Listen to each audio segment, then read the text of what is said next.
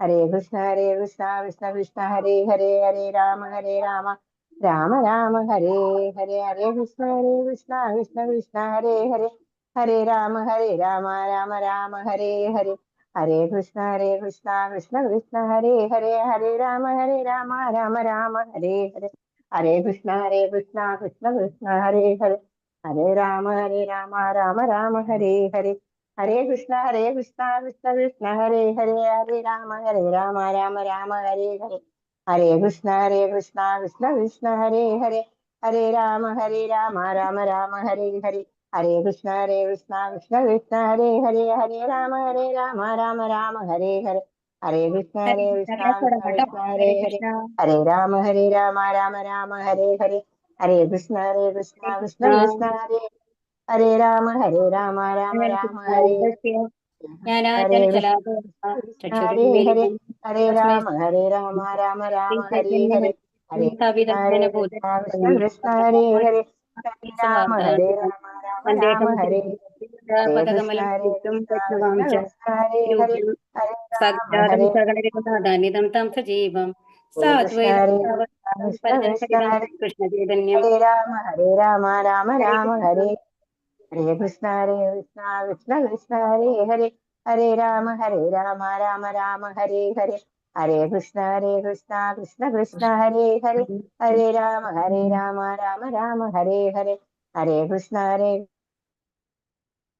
ശ്രീരൂപം സഗജാതം സഗണരഘുനാഥാനിതം തം സജീവം സാദ്വൈതം സാവധൂതം പരിജനസഹിതം ശ്രീകൃഷ്ണ ചൈതന്യദേവം ശ്രീരാധാകൃഷ്ണപാദാൻ സഗണലളിത ശ്രീവിശാഖാനിതം ച ഹേ കൃഷ്ണ കരുണാ സിന്ധോ ദീനബന്ധോ ജഗത്പദേ ഗോപേശ ഗോപികാ കാന്ത രാധാ കാന്ത ഹരേ ഹരേ ഹരേ കൃഷ്ണ സപ്തസാചന കൃഷ്ണ കൃഷ്ണ ഹരേ ഗൗരാംഗീരാധിപനേശ്വരി ഹരേ വൃഷഭാനുസുത ഹരേ രാമ ഹരേ ഹരേ കൃഷ്ണ കൃഷ്ണ കൃഷ്ണ ഹരേ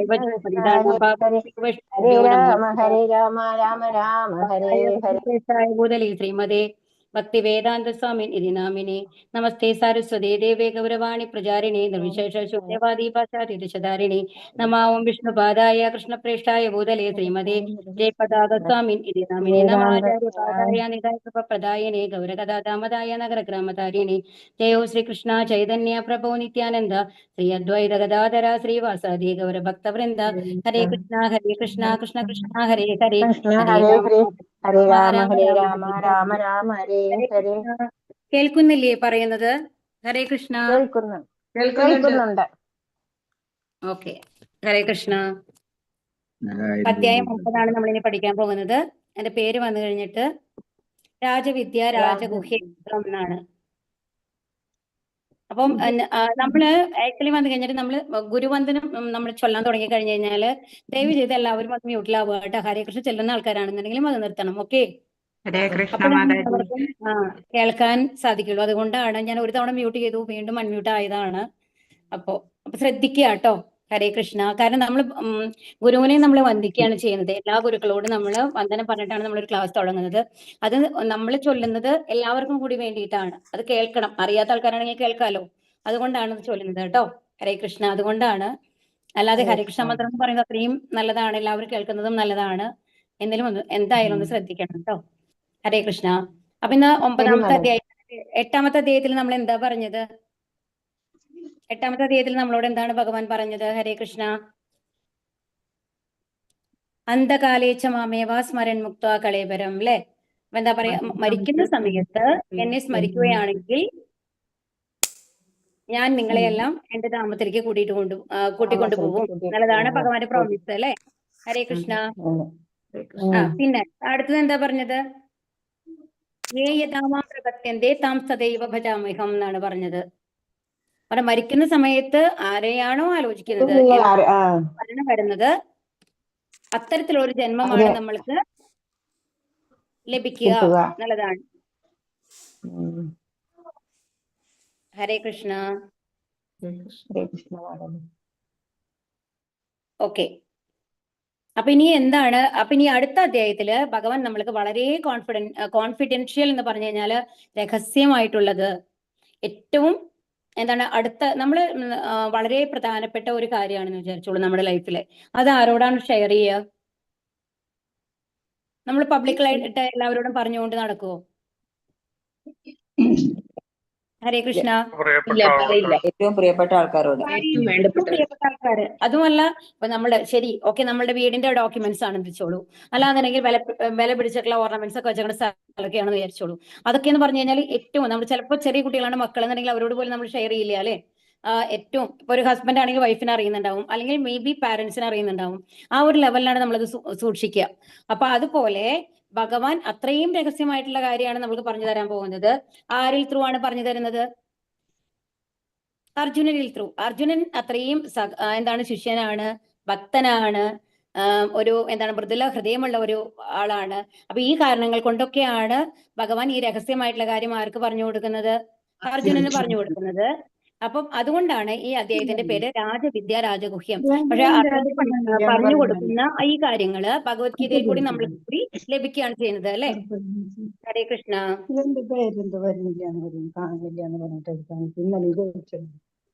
ശ്രീ ഭഗവാൻ പറഞ്ഞു, പ്രിയപ്പെട്ട അർജുന, നീ ഒരിക്കലും എന്നിൽ അസൂയാലുവായിട്ടില്ല. അതിനാൽ അതീവ രഹസ്യമായ ഈ ജ്ഞാനവും വിജ്ഞാനവും നിന്നെ ഗ്രഹിപ്പിക്കാം. ഇതറിഞ്ഞാൽ ഭൗതിക ജീവിത ക്ലേശങ്ങളിൽ നിന്ന് നീ മുക്തനാകും. ഹരേ കൃഷ്ണ. ദയവ് ചെയ്ത് എല്ലാവരും ഒന്ന് മ്യൂട്ടിലായി ഇരിക്കൂ. ഭഗവാൻ പറഞ്ഞു, പ്രിയപ്പെട്ട അർജുന, നീ ഒരിക്കലും എന്നിൽ അസൂയാലുമായിട്ടില്ല. അപ്പൊ ഭഗവാൻ എന്തുകൊണ്ടാണ് പറഞ്ഞു കൊടുക്കുന്നത് എന്നാണ് കേട്ടോ ഇവിടെ പറയുന്നത്. ഈ അധ്യായം കുറച്ച് വലുതാണ്. അപ്പൊ അത് കാരണം കൊണ്ട് ദയവ് ചെയ്ത് സഹകരിക്കുക. എന്നാലാണ് നമുക്ക് വേഗം അവസാനിപ്പിക്കാൻ പറ്റുള്ളൂ, അല്ലെങ്കിൽ ഒരുപാട് സമയം എടുക്കും. അതുകൊണ്ടാണ് ഇവിടെ ശ്ലോകങ്ങളൊന്നും തരാത്തത് കേട്ടോ. നിങ്ങളുടെ കയ്യിൽ നിങ്ങൾക്ക് തന്നിട്ടുള്ള PDF ശ്ലോകം ഉണ്ടാവും. ഇതിന്റെ ഒന്നാമത്തെ ശ്ലോകമാണ് നമ്മൾ പറയുന്നത്. അപ്പൊ അതിലെന്താ പറയുന്നത്? അപ്പൊ നീ ഒരിക്കലും എന്നിൽ അസൂയാലുമായിട്ടില്ല. അപ്പൊ ഭഗവാനോട് അസൂയ തോന്നുന്ന ആൾക്കാരുടെ അടുത്ത് ഭഗവാൻ ഈ ഇത്രയും രഹസ്യമായിട്ടുള്ള കാര്യങ്ങൾ, നമ്മളോട് അസൂയ തോന്നുന്ന ആൾക്കാരോട് നമ്മളും രഹസ്യമായിട്ടുള്ള കാര്യങ്ങളൊന്നും പറയാറില്ലല്ലോ. നമ്മുടെ പ്രൈവറ്റ് ആയിട്ടുള്ള കാര്യങ്ങൾ നമ്മൾ പറയോ? ഇല്ല അല്ലെ. അതുപോലെ തന്നെ നീ അസൂയാലും അല്ല, അതുകൊണ്ടാണ് നിനക്ക് ഈ പരമരഹസ്യമായിട്ടുള്ള കാര്യം ഞാൻ പറഞ്ഞു തരുന്നത് എന്ന് പറയുകയാണ്. അപ്പൊ അതുകൊണ്ട് എന്താണ് ജ്ഞാനവും വിജ്ഞാനവും? ജ്ഞാനം എന്ന് പറഞ്ഞ എന്താണ്? അറിവ്. വിജ്ഞാനം എന്ന് പറഞ്ഞു കഴിഞ്ഞാൽ എങ്ങനെ ആ അറിവിലേക്ക് എത്താം എന്നുള്ള കാര്യമാണ് വിജ്ഞാനം എന്ന് ഉദ്ദേശിക്കുന്നത് കേട്ടോ. അപ്പൊ ഇതറിഞ്ഞാൽ ഭൗതിക ജീവിത ക്ലേശങ്ങളിൽ നിന്നും നീ മുക്തനാവും എന്ന് പറയാണ് അർജുനനോട് ഭഗവാൻ. രാജവിദ്യ രാജഗുഹ്യം പവിത്രം ഇതമുത്തമം പ്രത്യക്ഷാവഗമം ധർമ്മ്യം സുസുഖം കർത്തും അവ്യയം. ഈ ജ്ഞാനം രാജവിദ്യയാണ്. രഹസ്യങ്ങളിൽ വെച്ച് രഹസ്യവും ഏറ്റവും പവിത്രമായതുമാണിത്. നേരിട്ട് ആത്മസാക്ഷാത്കാരം നൽകുന്നത് കൊണ്ട് ധർമ്മത്തിന്റെ പരിപൂർണതയാണിത്. ശാശ്വതവും സന്തോഷത്തോടെ ചെയ്യാവുന്നതുമാണ്. അപ്പൊ ഇവിടെ എന്താ പറയുന്നത്? രാജവിദ്യ രാജഗുഹ്യം. അപ്പൊ ഇതെന്ന് പറഞ്ഞ രാജവിദ്യയാണ്. രാജവിദ്യ എന്ന് പറഞ്ഞാൽ എന്താണ്? അതിനേക്കാളും മേലൊരു വിദ്യയില്ല. അപ്പൊ നമ്മളുടെ ഇപ്പോഴത്തെ എഡ്യൂക്കേഷണൽ സിസ്റ്റത്തിലാണെന്നുണ്ടെങ്കിൽ ഏതാണ് ഒരുമാതിരി വലിയ എഡ്യൂക്കേഷൻ ആണെന്ന് പറയാ? ഹരേ കൃഷ്ണ. എന്താ പറയാ? ഏത് എഡ്യൂക്കേഷനാണ് നമ്മൾ പറയാ? ഇപ്പൊ ഇന്ത്യയിൽ വെച്ച് നോക്കുകയാണെങ്കിൽ, പുറത്ത് നോക്കണ്ട, ഏത് എഡ്യൂക്കേഷനാ പറയാ? നമ്മൾ വേണമെങ്കിൽ ഒരു MBBS എടുക്കുകയാണെങ്കിൽ പറയാം, അല്ലെങ്കിൽ ഒരു IAS എടുക്കുകയാണെങ്കിൽ പറയും അല്ലെ. അങ്ങനത്തെ ഒക്കെ എടുക്കുകയാണെന്നുണ്ടെങ്കിൽ, അല്ലെങ്കിൽ IIT പഠിക്കുകയാണെങ്കിൽ പറയും, ഓ അതൊക്കെ കിട്ടാൻ നല്ല ബുദ്ധിമുട്ടാണ്, നല്ല ബുദ്ധിയുള്ള കുട്ടികൾക്കാണ് കിട്ടുള്ളൂ എന്നൊക്കെ നമ്മൾ പറയും. അതുപോലെ തന്നെ ഈ എക്കണോമിക്സ്, അതിന്റെ ഏറ്റവും നല്ല പരീക്ഷകളൊക്കെ പാസ്സാവുകയാണെന്നുണ്ടെങ്കിൽ അങ്ങനത്തെ ഇതിൽ നമ്മൾ പറയും അതാണ് അതൊക്കെ കിട്ടാൻ നല്ല ബുദ്ധിമുട്ടാണ്, നല്ല ബുദ്ധിയുള്ള ആൾക്കാർക്ക് മാത്രമാണ് കിട്ടുള്ളൂ എന്നൊക്കെ പറയാറുണ്ട് അല്ലെ. പക്ഷെ ഇവിടെ എന്താ പറയുന്നത്? ഈ രാജവിദ്യ എന്തുകൊണ്ടാണ് ഇത് രാജവിദ്യയായി ഉണ്ടാവുക? പറയൂ, നിങ്ങൾ പറയണം. നമ്മൾ ഇത്രയും 8 അധ്യായങ്ങൾ നമ്മൾ പഠിച്ചു കഴിഞ്ഞു. എന്തുകൊണ്ടാണ് ഭഗവാൻ പറഞ്ഞു തരാൻ പോകുന്ന കാര്യത്തിൽ രാജവിദ്യ എന്ന് പറയുന്നുണ്ടാവുക? രാജവിദ്യ എന്ന് പറഞ്ഞാൽ കിങ് എന്നാണ് അർത്ഥം. ഏറ്റവും മേലത്തെ എഡ്യൂക്കേഷൻ ആണ്. എന്താ കാരണം? രാജ്യം മൊത്തവും ഭരിക്കുന്നവർ അവരല്ലേ, അതുകൊണ്ടാണ്. ഉലകത്തിന്റെ അതല്ല. വേറെ ആർക്കെങ്കിലും എന്തെങ്കിലും പറയാനുണ്ടോ? വേറെ ഏതെങ്കിലും ഒരു റിയലൈസേഷൻ? ധർമ്മത്തിന്റെ പരിപൂർണതയാണ്. അത് കറക്റ്റാണ്. ധർമ്മത്തിന്റെ പരിപൂർണത. അതുകൊണ്ട് എന്താണ് നമ്മൾക്ക് ലഭിക്കാൻ പോകുന്നത്? ആത്മസാക്ഷാത്കാരം. ശരി, സമ്മതിച്ചു. സാക്ഷാത്കാരം ലഭിച്ചത് കൊണ്ട് നമുക്ക് എന്താ ബെനിഫിറ്റ് എന്ന് പറയൂ? എന്താണ് ഭഗവാനിലേക്ക് എത്താൻ കഴിയും. ഭഗവാനിലേക്ക് എത്താൻ കഴിയുന്നത് ഒന്നാണ്. ഓക്കെ, എത്തിക്കഴിഞ്ഞു. എത്തിക്കഴിഞ്ഞാലും നമ്മൾക്ക് എന്ത് വേണ്ട? ഇനിയൊരു ജന്മം വരണ്ട. അതാണ്, അതുകൊണ്ടാണ് രാജവിദ്യ എന്ന് പറയുന്നത്. ഭഗവാന്റെ അടുത്തേക്ക് നമുക്ക് തിരിച്ചു വരണ്ട. ഇവിടെയാണെങ്കിൽ നമ്മൾ എന്തുകൊണ്ടൊക്കെ കഷ്ടപ്പെട്ടുകൊണ്ടിരിക്കുന്നത്? ജന്മം നമ്മൾക്ക് ജന്മം എടുക്കണം. ജന്മം എടുത്തത് കൊണ്ടാണോ നമ്മൾ ഇവിടെ എത്തുന്നത്? അതിനുശേഷം നമ്മൾ അനുഭവിക്കേണ്ട കാര്യങ്ങൾ എന്തൊക്കെയാ?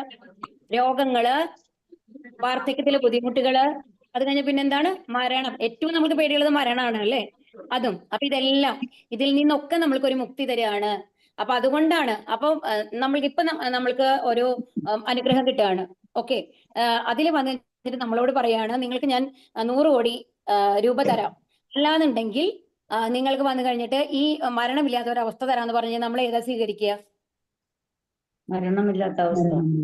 നമുക്ക് മരണം വേണ്ട അല്ലേ? അങ്ങനത്തെ ഒരു അവസ്ഥയാണ് സ്വീകരിക്കുന്നത്. 100 കോടി തന്നാലും. അപ്പൊ നമ്മൾക്കറിയാം 100 കോടി പൈസ കിട്ടിക്കഴിഞ്ഞു കഴിഞ്ഞാലും എത്ര പൈസയുള്ള ഒരാളാണെന്നുണ്ടെങ്കിലും നമ്മളുടെ പ്രശ്നങ്ങൾ ഒരിക്കലും മാറുന്നില്ല. നമുക്ക് എപ്പോഴും പ്രശ്നങ്ങളുണ്ട്, ദുഃഖങ്ങളുണ്ട് അല്ലെ? എത്ര പൈസ നമ്മൾ സമ്പാദിച്ചു കഴിഞ്ഞാലും നമ്മൾക്ക് അതിനനുസരിച്ചുള്ള നമ്മുടെ ജീവിത രീതി മാറുന്നു, അതിനനുസരിച്ച് നമ്മുടെ പ്രശ്നങ്ങൾ മാറുന്നു, നമ്മുടെ ദുഃഖങ്ങൾ മാറുന്നു അല്ലെ? ഹരേ കൃഷ്ണ. അപ്പം അതുകൊണ്ടാണ് എന്തെന്ന് പറയുന്നത്, അതിൽ നിന്നൊരു മോചനമാണ് നമുക്ക് വേണ്ടത് അല്ലെ? അതുകൊണ്ടാണ് ദയവ് ചെയ്ത് എല്ലാവരും മ്യൂട്ടിലിരിക്കണം. എന്തെങ്കിലും ക്ലാസ്സിൽ പറയുമ്പോൾ മാത്രം നിങ്ങൾ അൺമ്യൂട്ട് ആവുക. കാരണം ബാക്ക്ഗ്രൗണ്ട് നോയ്സ് നിങ്ങൾക്ക് അറിയുന്നുണ്ടായിരിക്കില്ല, പിന്നിലത്തെ നോയ്സ് നമ്മൾക്ക് വരുന്നുണ്ട്. അപ്പൊ ബാക്കിയുള്ളവർക്കൊക്കെ അത് ബുദ്ധിമുട്ടായിരിക്കും കേട്ടോ. അതുകൊണ്ടാണ് പറയുന്നത്. രഹസ്യങ്ങളിൽ വെച്ച രഹസ്യവും ഏറ്റവും പവിത്രമായതുമാണ്. നേരിട്ട് ആത്മസാക്ഷാത്കാരം നൽകുന്നത് കൊണ്ട് ധർമ്മത്തിന്റെ പരിപൂർണതയാണിത്. ശാശ്വതവും സന്തോഷത്തോടെ ചെയ്യാവുന്നതാണ്. അപ്പൊ ഈ വിദ്യയുടെ പ്രത്യേകത എന്താണ്? മറ്റേതൊക്കെ നമ്മൾ കഷ്ടപ്പെട്ടിരിക്കണം അല്ലെ? നമ്മള് ഒരു പരീക്ഷയ്ക്കൊക്കെ പഠിക്കണമെന്നുണ്ടെങ്കിൽ, എഞ്ചിനീയറിംഗ് അങ്ങനത്തെ എന്തെങ്കിലും ആവട്ടെ, എന്ത് എഡ്യൂക്കേഷൻ ആണെങ്കിലും നമ്മൾ പഠിക്കാനിരിക്കണമെന്നുണ്ടെങ്കിൽ അത്രയും നേരം നമ്മളെ മെനക്കെടണം. അത് ഓരോന്ന് നോട്ട് ഉണ്ടാക്കി കുത്തി കുറിച്ച് എല്ലാം എഴുതിയിട്ടാണ് നമ്മൾ പഠിക്കുന്നത് അല്ലെ? പക്ഷെ ഇതാണെന്നുണ്ടെങ്കിൽ വളരെ ഈസി ആയിട്ട് നമുക്ക് ചെയ്യാന്ന് പറയേണ്ടത്. എങ്ങനെയാണ് നമ്മൾ ചെയ്യുന്നത്? ശാശ്വതവും സന്തോഷവും ചേർന്ന്. സന്തോഷം കിട്ടും. പക്ഷെ അതിനുവേണ്ടി നമ്മൾ എന്താ ചെയ്യേണ്ടത്? എന്താ ചെയ്യണേ? ഈ വിദ്യയില് എന്താ നമ്മളോട് ചെയ്യാൻ പറയണേ? കലിയുഗത്തില് ഭഗവാന്റെ ഹരേ അടുത്ത് ഹരേ കൃഷ്ണ മന്ത്രം ജപിക്കാൻ വേണം. ഹരേ കൃഷ്ണ മന്ത്രം നമ്മളിങ്ങനെ ഓർത്തൊന്നും ചൊല്ലണ്ട അല്ലെ? എളുപ്പല്ലേ? ശരിക്കും ഒരു സയൻസ് സ്റ്റഡീസോ അല്ലെങ്കിൽ മാത്സ് പഠിക്കണേക്കാളും എളുപ്പല്ലേ ഹരേ കൃഷ്ണ മന്ത്രം ചൊല്ലാൻ? നമ്മൾക്ക് ആർക്ക് വേണമെങ്കിൽ ചൊല്ലാം. ഈ മാത്സ് നമ്മൾക്ക് എന്താണ് പറയാ, സ്റ്റാറ്റിസ്റ്റിക്സ് ആവട്ടെ, ഇന്റഗ്രേഷൻ ആവട്ടെ, ഡിഫറൻഷിയേഷൻ ആവട്ടെ, അതൊക്കെ മാത്സിൽ പഠിക്കാൻ പറഞ്ഞാൽ നല്ല ബുദ്ധിമുട്ടാണ് അല്ലെ? മെനക്കെട്ട് തന്നെ ഇരിക്കണം. അതുപോലെ കെമിസ്ട്രിയുടെ ഫോർമുല പഠിക്കാനോ ഒന്ന് ആലോചിച്ച് നോക്കൂ. ഇപ്പൊ പഠിച്ചു കഴിഞ്ഞ് കുറെ കാലം എത്തിയ നമ്മളെ പോലുള്ള ആൾക്കാർക്കൊക്കെ അയ്യോ എന്ന് ആലോചിക്കും. നമ്മൾ ആലോചിക്കും അയ്യോ ഇത്ര കഷ്ടപ്പെട്ടാ പഠിച്ചേ എന്ന് തോന്നും അല്ലേ? ഇതിന് അത്ര ബുദ്ധിമുട്ടൊന്നുമില്ലല്ലോ. നമ്മളുടെ ശ്രദ്ധ മാത്രം കൊടുത്താൽ മതി ഹരേകൃഷ്ണ മാത്രം ജപിക്കാനായിട്ട് അല്ലെ? അപ്പൊ അതുകൊണ്ട് തന്നെ അത് ചെയ്യാനായിട്ട് വളരെ എളുപ്പമാണ്. ആൻഡ് പിന്നെ നമ്മളോട് എന്താ പറയുന്നത്? എത്ര ഹരേകൃഷ്ണ മന്ത്രം ജപിച്ചുവോ അതിന്റെ ഗുണങ്ങൾ നമ്മളിൽ നിന്ന് മരിച്ചു കഴിഞ്ഞാലും വിട്ടു പോകുന്നില്ല. മറ്റേ ശാസ്ത്രങ്ങൾ മാതിരിയല്ല. മറ്റേ ശാസ്ത്രങ്ങളൊക്കെ എങ്ങനെയാണ്? അതോടുകൂടി വിട്ടുപോകും അല്ലെ? നമ്മളിൽ നിന്ന് വിട്ടുപോവുകയാണ് ചെയ്യുന്നത്. നമ്മൾ ശരീരം പോകുന്നതോടുകൂടി നമ്മൾ പഠിച്ച മാത്സ് ആയാലും കെമിസ്ട്രി ആയാലും സയൻസ് ആയാലും ഈ ശരീരം പോകുന്നതോടുകൂടി അത് മറന്നു പോകും നമ്മൾ. കാരണം എന്താണെന്നുണ്ടെങ്കിൽ നമ്മളിപ്പോ LKG പഠിക്കാൻ വരുമ്പോൾ നമ്മൾ ആദ്യം തൊട്ട് 1, 2, 3 ഈ എഴുതി പഠിക്കല്ലേ ചെയ്ത്. നമുക്ക് വലുത് ഓർമ്മയുണ്ടായിരുന്നോ? ആർക്കെങ്കിലും ഓർമ്മയുണ്ടായിരുന്നോ? ഇല്ല. നമ്മളെ ABC നമ്മൾ ഇവിടെ നിന്നാണ് തുടങ്ങിയത് അല്ലെ? പഠിച്ച് എഴുതി പഠിക്കുകയാണ് ചെയ്തത്. അപ്പൊ അതിന്റെ അർത്ഥം എന്താ? കഴിഞ്ഞ ജന്മത്തിൽ നമ്മളൊരു മനുഷ്യജന്മം നമുക്ക് ഉണ്ടായിരുന്നു എങ്കിൽ കൂടി അതിൽ എന്തൊക്കെ നമ്മൾ പഠിച്ചിട്ടുണ്ടായിരുന്നു അതൊക്കെ നമ്മൾ മറന്നു പോയിട്ടുണ്ടായിരുന്നു. പക്ഷേ ഈ ഭഗവാനെ കുറിച്ചുള്ള ചിന്തകളും ഭഗവാനെ കുറിച്ച് നമ്മൾ പഠിക്കുന്ന കാര്യങ്ങളും ഒരിക്കലും നമ്മുടെ മനസ്സിൽ നിന്ന് വിട്ടുപോകുന്നില്ല എന്നാണ് പറയുന്നത്. അങ്ങനത്തെ ഏതോ പുണ്യങ്ങൾ നമ്മൾ ചെയ്ത കാരണം കൊണ്ടാണ് ഇപ്പൊ ഭഗവത്ഗീത പഠിക്കാനായിട്ട് നമ്മൾക്ക് സാധിക്കുന്നത്. അതുകൊണ്ടാണ് എന്തെന്ന് പറയുന്നത്?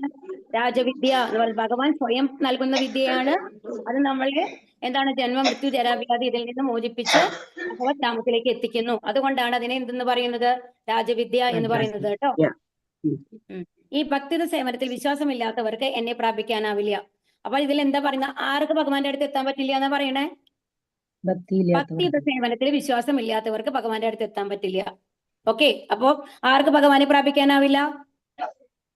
ഭക്തിയുടെ സേവനത്തിൽ വിശ്വാസമില്ലാത്തവർക്ക്. ഹേ സത്രം ചെയ്യാ. അതുകൊണ്ട് അവർ ഈ ഭൗതിക ലോകത്തിൽ ജനന മരണങ്ങളുടെ വഴിയിലേക്ക് വീണ്ടും എത്തുന്നു. കണ്ടോ? അപ്പൊ ഈ വിദ്യ വശമില്ലാത്ത ആൾക്കാർക്ക് എന്താ പ്രോബ്ലം?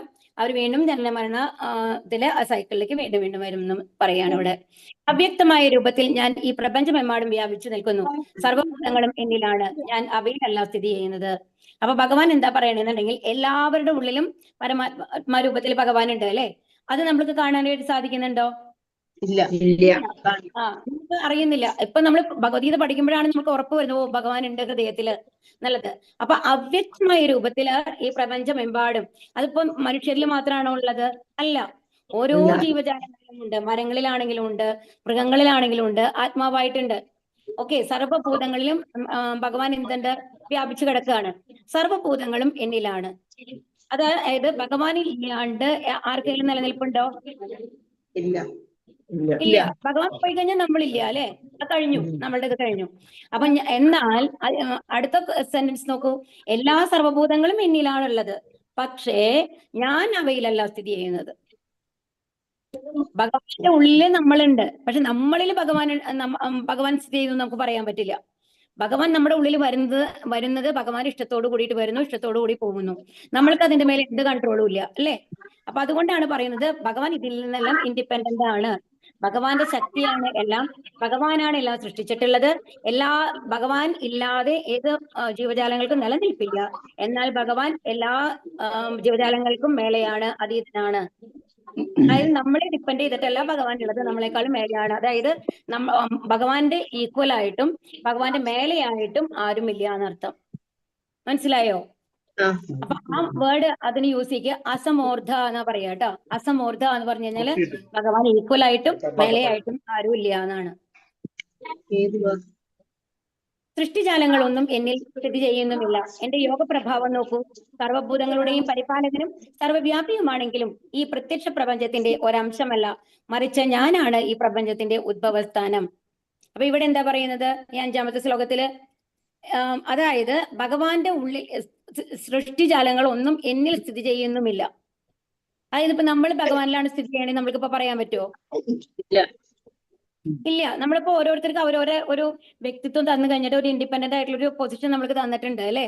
ആൻഡ് യോഗ പ്രഭാവം നോക്കൂ. സർവ്വഭൂതങ്ങളുടെയും പരിപാലകനും സർവ്വവ്യാപിയുമാണെങ്കിലും ഞാൻ ഈ പ്രത്യക്ഷ പ്രപഞ്ചത്തിന്റെ അംശമല്ല.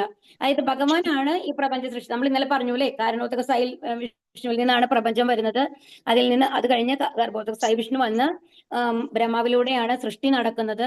അതിനുശേഷം നമ്മുടെ ഉള്ളിൽ എല്ലാവരും പരമാത്മാ രൂപത്തിൽ ആര് വരുന്നു? ക്ഷീരോദക സായി വിഷ്ണു വരുന്നു എന്ന് പറഞ്ഞു, അല്ലെ? ഓക്കെ. അപ്പൊ നമ്മളെല്ലാം പരിപാലിക്കുന്നത് ആരാണ്?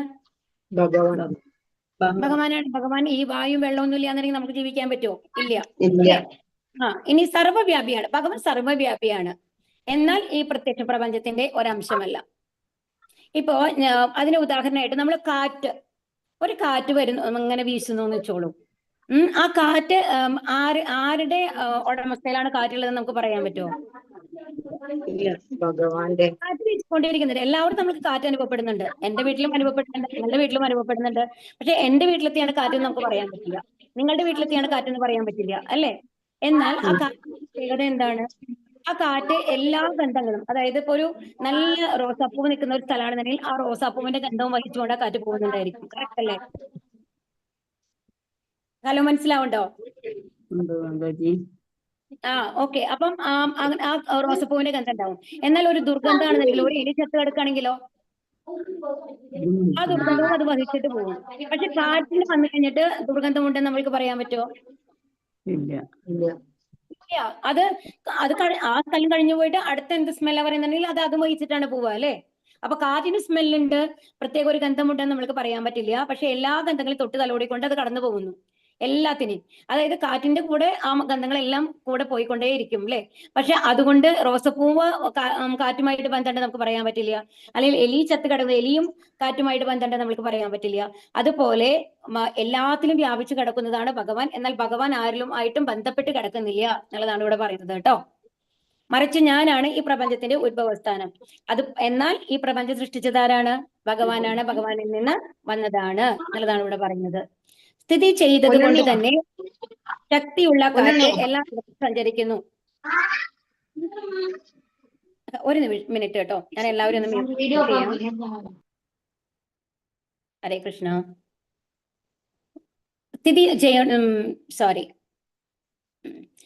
ചെയ്യുന്നത് കൊണ്ട് തന്നെ ശക്തിയുള്ള കാറ്റ് എല്ലായിടത്തും സഞ്ചരിക്കുന്നു, അല്ലെ? അപ്പൊ സ്ഥിതി ചെയ്യുന്നത് കൊണ്ട് തന്നെ ശക്തിയുള്ള കാറ്റ്, ആ ഉദാഹരണമാണ് ഇവിടെ പറയുന്നത് കേട്ടോ.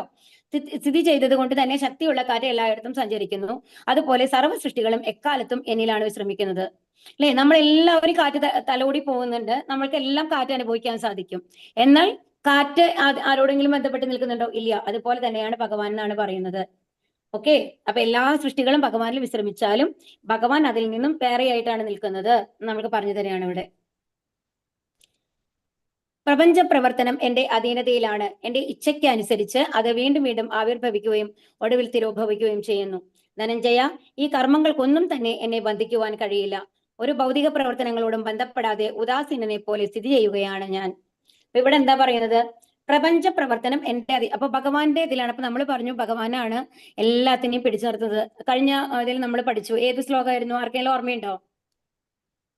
ഒരു മാലയുടെ മുത്തുകൾ പോലെ, ഒരു ചരടില് മുത്തുകൾ കോർത്ത് മാല ഉണ്ടാക്കുന്നത് പോലെ ഭഗവാൻ ഈ പ്രപഞ്ചത്തെ മുഴുവൻ പിടിച്ചു നിർത്തിയിരിക്കുന്നു എന്നാണ് പറയുന്നത്.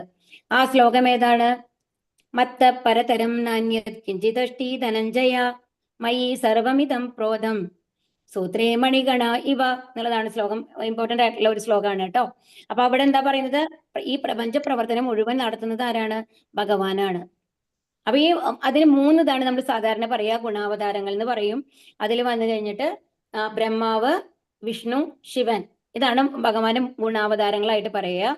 അതിൽ ബ്രഹ്മാവാണ് സൃഷ്ടി നടത്തുന്നത്, ഈ പ്രപഞ്ചത്തെ നിലനിർത്തുന്നത്, പിടിച്ചു നിർത്തുന്നതും എല്ലാ കാര്യങ്ങളും മെയിൻറ്റെയിൻ ചെയ്യുന്നത്, നടത്തുന്നത് ആരാണ്? വിഷ്ണുവാണ്. അതിനുശേഷം ഒരു അത് നശിക്കേണ്ട സമയമാകുമ്പോൾ ഓരോരുത്തർക്കും മരണം ഉണ്ട് അല്ലെ? അതുപോലെ ഓരോരുത്തർക്കും സാധാരണ രീതിയിൽ മരണം ഉണ്ട് ഇത്ര കൊല്ലം കഴിയുമ്പോൾ എന്നുള്ളത്, അത് ഓരോരുത്തർക്ക് വ്യത്യസ്തമായിരിക്കും. അതിനുശേഷം പ്രപഞ്ചത്തിന്റെ തന്നെ നാശമുണ്ട്. അത് എന്താണ്? ആത്യന്തിക പ്രളയം എന്ന് പറയും. അതായത് ഫുൾ എല്ലാം ബ്രഹ്മലോകം മുതല് എല്ലാം ആ പ്രളയത്തിന്റെ വെള്ളത്തിന്റെ ഉള്ളിൽ കടന്നു പോകും, ഉള്ളിലേക്ക് പോകും. ആ സമയത്ത് ഈ ലോകത്തുള്ള എല്ലാ ജീവജാലങ്ങളും ഉണ്ടല്ലോ, മരങ്ങളാവട്ടെ, മനുഷ്യരാവട്ടെ, മൃഗങ്ങളാവട്ടെ, പക്ഷികളാവട്ടെ, എല്ലാ ജീവജാലങ്ങളും എവിടേക്കാണ് പോവുക? ഗർഭോദകസായ വിഷ്ണുവിന്റെ ഉദരത്തിലേക്ക് പോകും എന്നാണ് പറയുന്നത്. സ്ലീപ്പിംഗ് മോഡാണ്. എങ്ങനെയാണോ നമ്മൾ അപ്പം ഉണ്ടായിരുന്നത് ആ രീതിയിൽ ഭഗവാന്റെ ഉള്ളിലേക്ക് പോകും.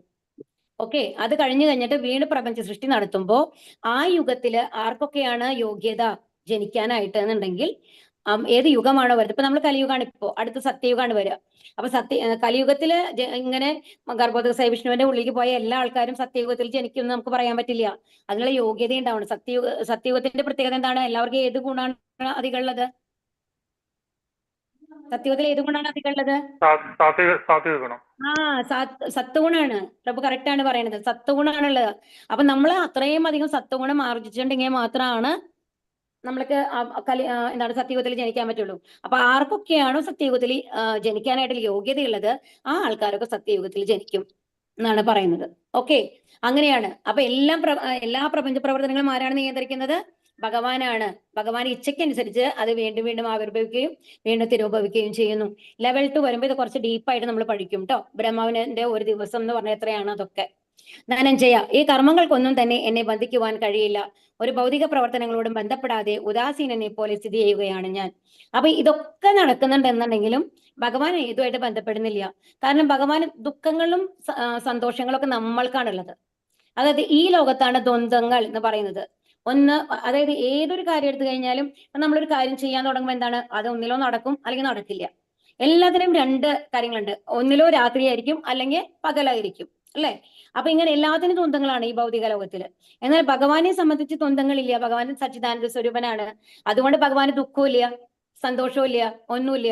അപ്പൊ അതുകൊണ്ട് തന്നെ ഏത് കർമ്മങ്ങളെ കൊണ്ടും ഭഗവാനെ ബന്ധിക്കാനായിട്ട് സാധിക്കില്ല. എല്ലാം ഭഗവാനിൽ നിന്ന് വരുന്നതാണ്. അതുകൊണ്ട് ഭഗവാനെ എന്തുകൊണ്ടും ബന്ധിക്കാനായിട്ട് കഴിയില്ല എന്നുള്ളതാണ്. അപ്പൊ ഒരു ഭൗതിക പ്രവർത്തനങ്ങളോടും ഭഗവാന് ബന്ധമില്ല.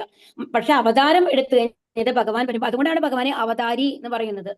കൃഷ്ണനായിട്ട് വന്നിരിക്കുന്നത് പൂർണ്ണ ഗുണങ്ങളോടും കൂടി വന്ന കാരണോട് അവതാരി എന്ന് പറയും, അല്ലെങ്കിൽ അവതാരം എന്ന് പറയും കേട്ടോ. അപ്പൊ രണ്ടായാലും അവതാരമായാലും അവതാരിയാണെന്നുണ്ടെങ്കിലും ഭൗതിക പ്രവർത്തനങ്ങളുമായിട്ട് ബന്ധമില്ല. അവർ ഏത് പ്രവർത്തനവും അതീന്ദ്രിയങ്ങളാണ്, എപ്പോഴും ശാശ്വതവുമാണ് അവരുടെ. അപ്പൊ അതുകൊണ്ട് ഭൗതിക പ്രവർത്തനങ്ങളോടൊന്നും ബന്ധപ്പെടാതെ ഉദാസീനനെ പോലെയാണ് ഭഗവാനുള്ളത് എന്നാണ് ഇവിടെ പറയുന്നത്. മയാധ്യക്ഷേണ പ്രകൃതി സൂയതേ സചരാചരം ഹേതുനാനേന കൗന്ദേയ ജഗത് വിപരിവർത്തതേ. അലയോ കുന്തിപുത്ര, എന്റെ ശക്തിവിശേഷങ്ങളിൽ ഒന്നായ ഈ ഭൗതിക പ്രകൃതി എന്റെ നിർദ്ദേശം അനുസരിച്ച് ചരാചരങ്ങളെയെല്ലാം സൃഷ്ടിക്കുന്നു. ഈ നിയമം അനുസരിച്ച് വീണ്ടും വീണ്ടും പ്രപഞ്ചം സൃഷ്ടിക്കപ്പെടുകയും സംഹരിക്കപ്പെടുകയും ചെയ്യുന്നു. അപ്പൊ ഇവിടെ എന്താ പറയുന്നത്? മയാധ്യക്ഷേണ പ്രകൃതി സൂയതേ സചരാചരം എന്നാണ്. അപ്പൊ എന്താണ്, ഭഗവാനിൽ നിന്നാണ് ഈ പ്രകൃതി സൃഷ്ടിക്കപ്പെട്ടിട്ടുള്ളത്. അതിനെ നിയന്ത്രിക്കുന്നത് ഭഗവാൻ തന്നെയാണ്. അപ്പൊ ഇവിടെ എന്താ പറയുന്നത്, എന്റെ നിർദ്ദേശം അനുസരിച്ച് ചരാചരങ്ങളെല്ലാം സൃഷ്ടിക്കുന്നു. അപ്പൊ നമ്മൾ ഇന്നലെ പറഞ്ഞില്ലേ, അപ്പൊ ആദ്യം എന്താണ് പറഞ്ഞത്, കാരണോദകസായി വിഷ്ണുവിൽ നിന്ന് നമ്മൾ പ്രപഞ്ചങ്ങൾ വന്നു. ആ പ്രപഞ്ചത്തിൽ നിന്ന് എന്താണ് വന്നത്, പ്രപഞ്ചത്തിനുള്ളിലേക്ക് ആരാണ് വന്നത്, പ്രപഞ്ചത്തിനുള്ളിലേക്ക് ആരാ വന്നേ, ഗർഭോദകസായി വിഷ്ണു, രണ്ടാമത്തെ വിഷ്ണു, ഗർഭോദകസായി വിഷ്ണു വന്നു. അവിടെയാണ് താമരയുള്ളത്. ഓക്കെ, ആ താമരയിൽ നിന്നാണ് ബ്രഹ്മാവ് ഉണ്ടാവുന്നത്. അത് കഴിഞ്ഞിട്ട് അപ്പൊ ബ്രഹ്മാവ് ജനിച്ച് വന്നത് നോക്കുമ്പോൾ മൊത്തം ഇരുട്ടാണ്. അവിടെ വെളിച്ചമൊന്നുമില്ല, പ്രപഞ്ചത്തിന്റെ ഉള്ളിൽ മുഴുവൻ ഇരുട്ടാണ്. അത് മുഴുവൻ മൂടി.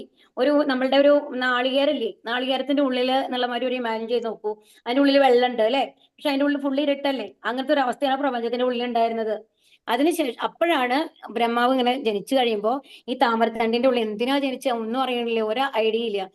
എന്നിട്ട് ഇങ്ങനെ ബ്രഹ്മാവ് എന്ത് ചെയ്യുന്നുണ്ടെങ്കിൽ ഈ 14 ലോകങ്ങളുണ്ടല്ലോ, താമരത്തണ്ടിന്റെ മേലേക്കും താഴത്തേക്കും ഒക്കെ ഇങ്ങനെ കുറേ തവണ സഞ്ചരിക്കും.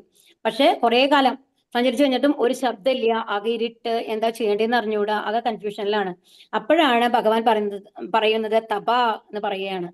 അപ്പൊ അങ്ങനെ ആ ശബ്ദം കേട്ട് കഴിയുമ്പോൾ ആ ഒരു ബോധം വരും ബ്രഹ്മാവിന് എന്താണ് ചെയ്യേണ്ടത് എന്നുള്ളത്.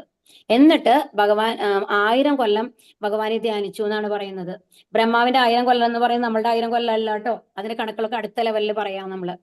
അപ്പോ അത് കഴിഞ്ഞിട്ട് ഏകദേശം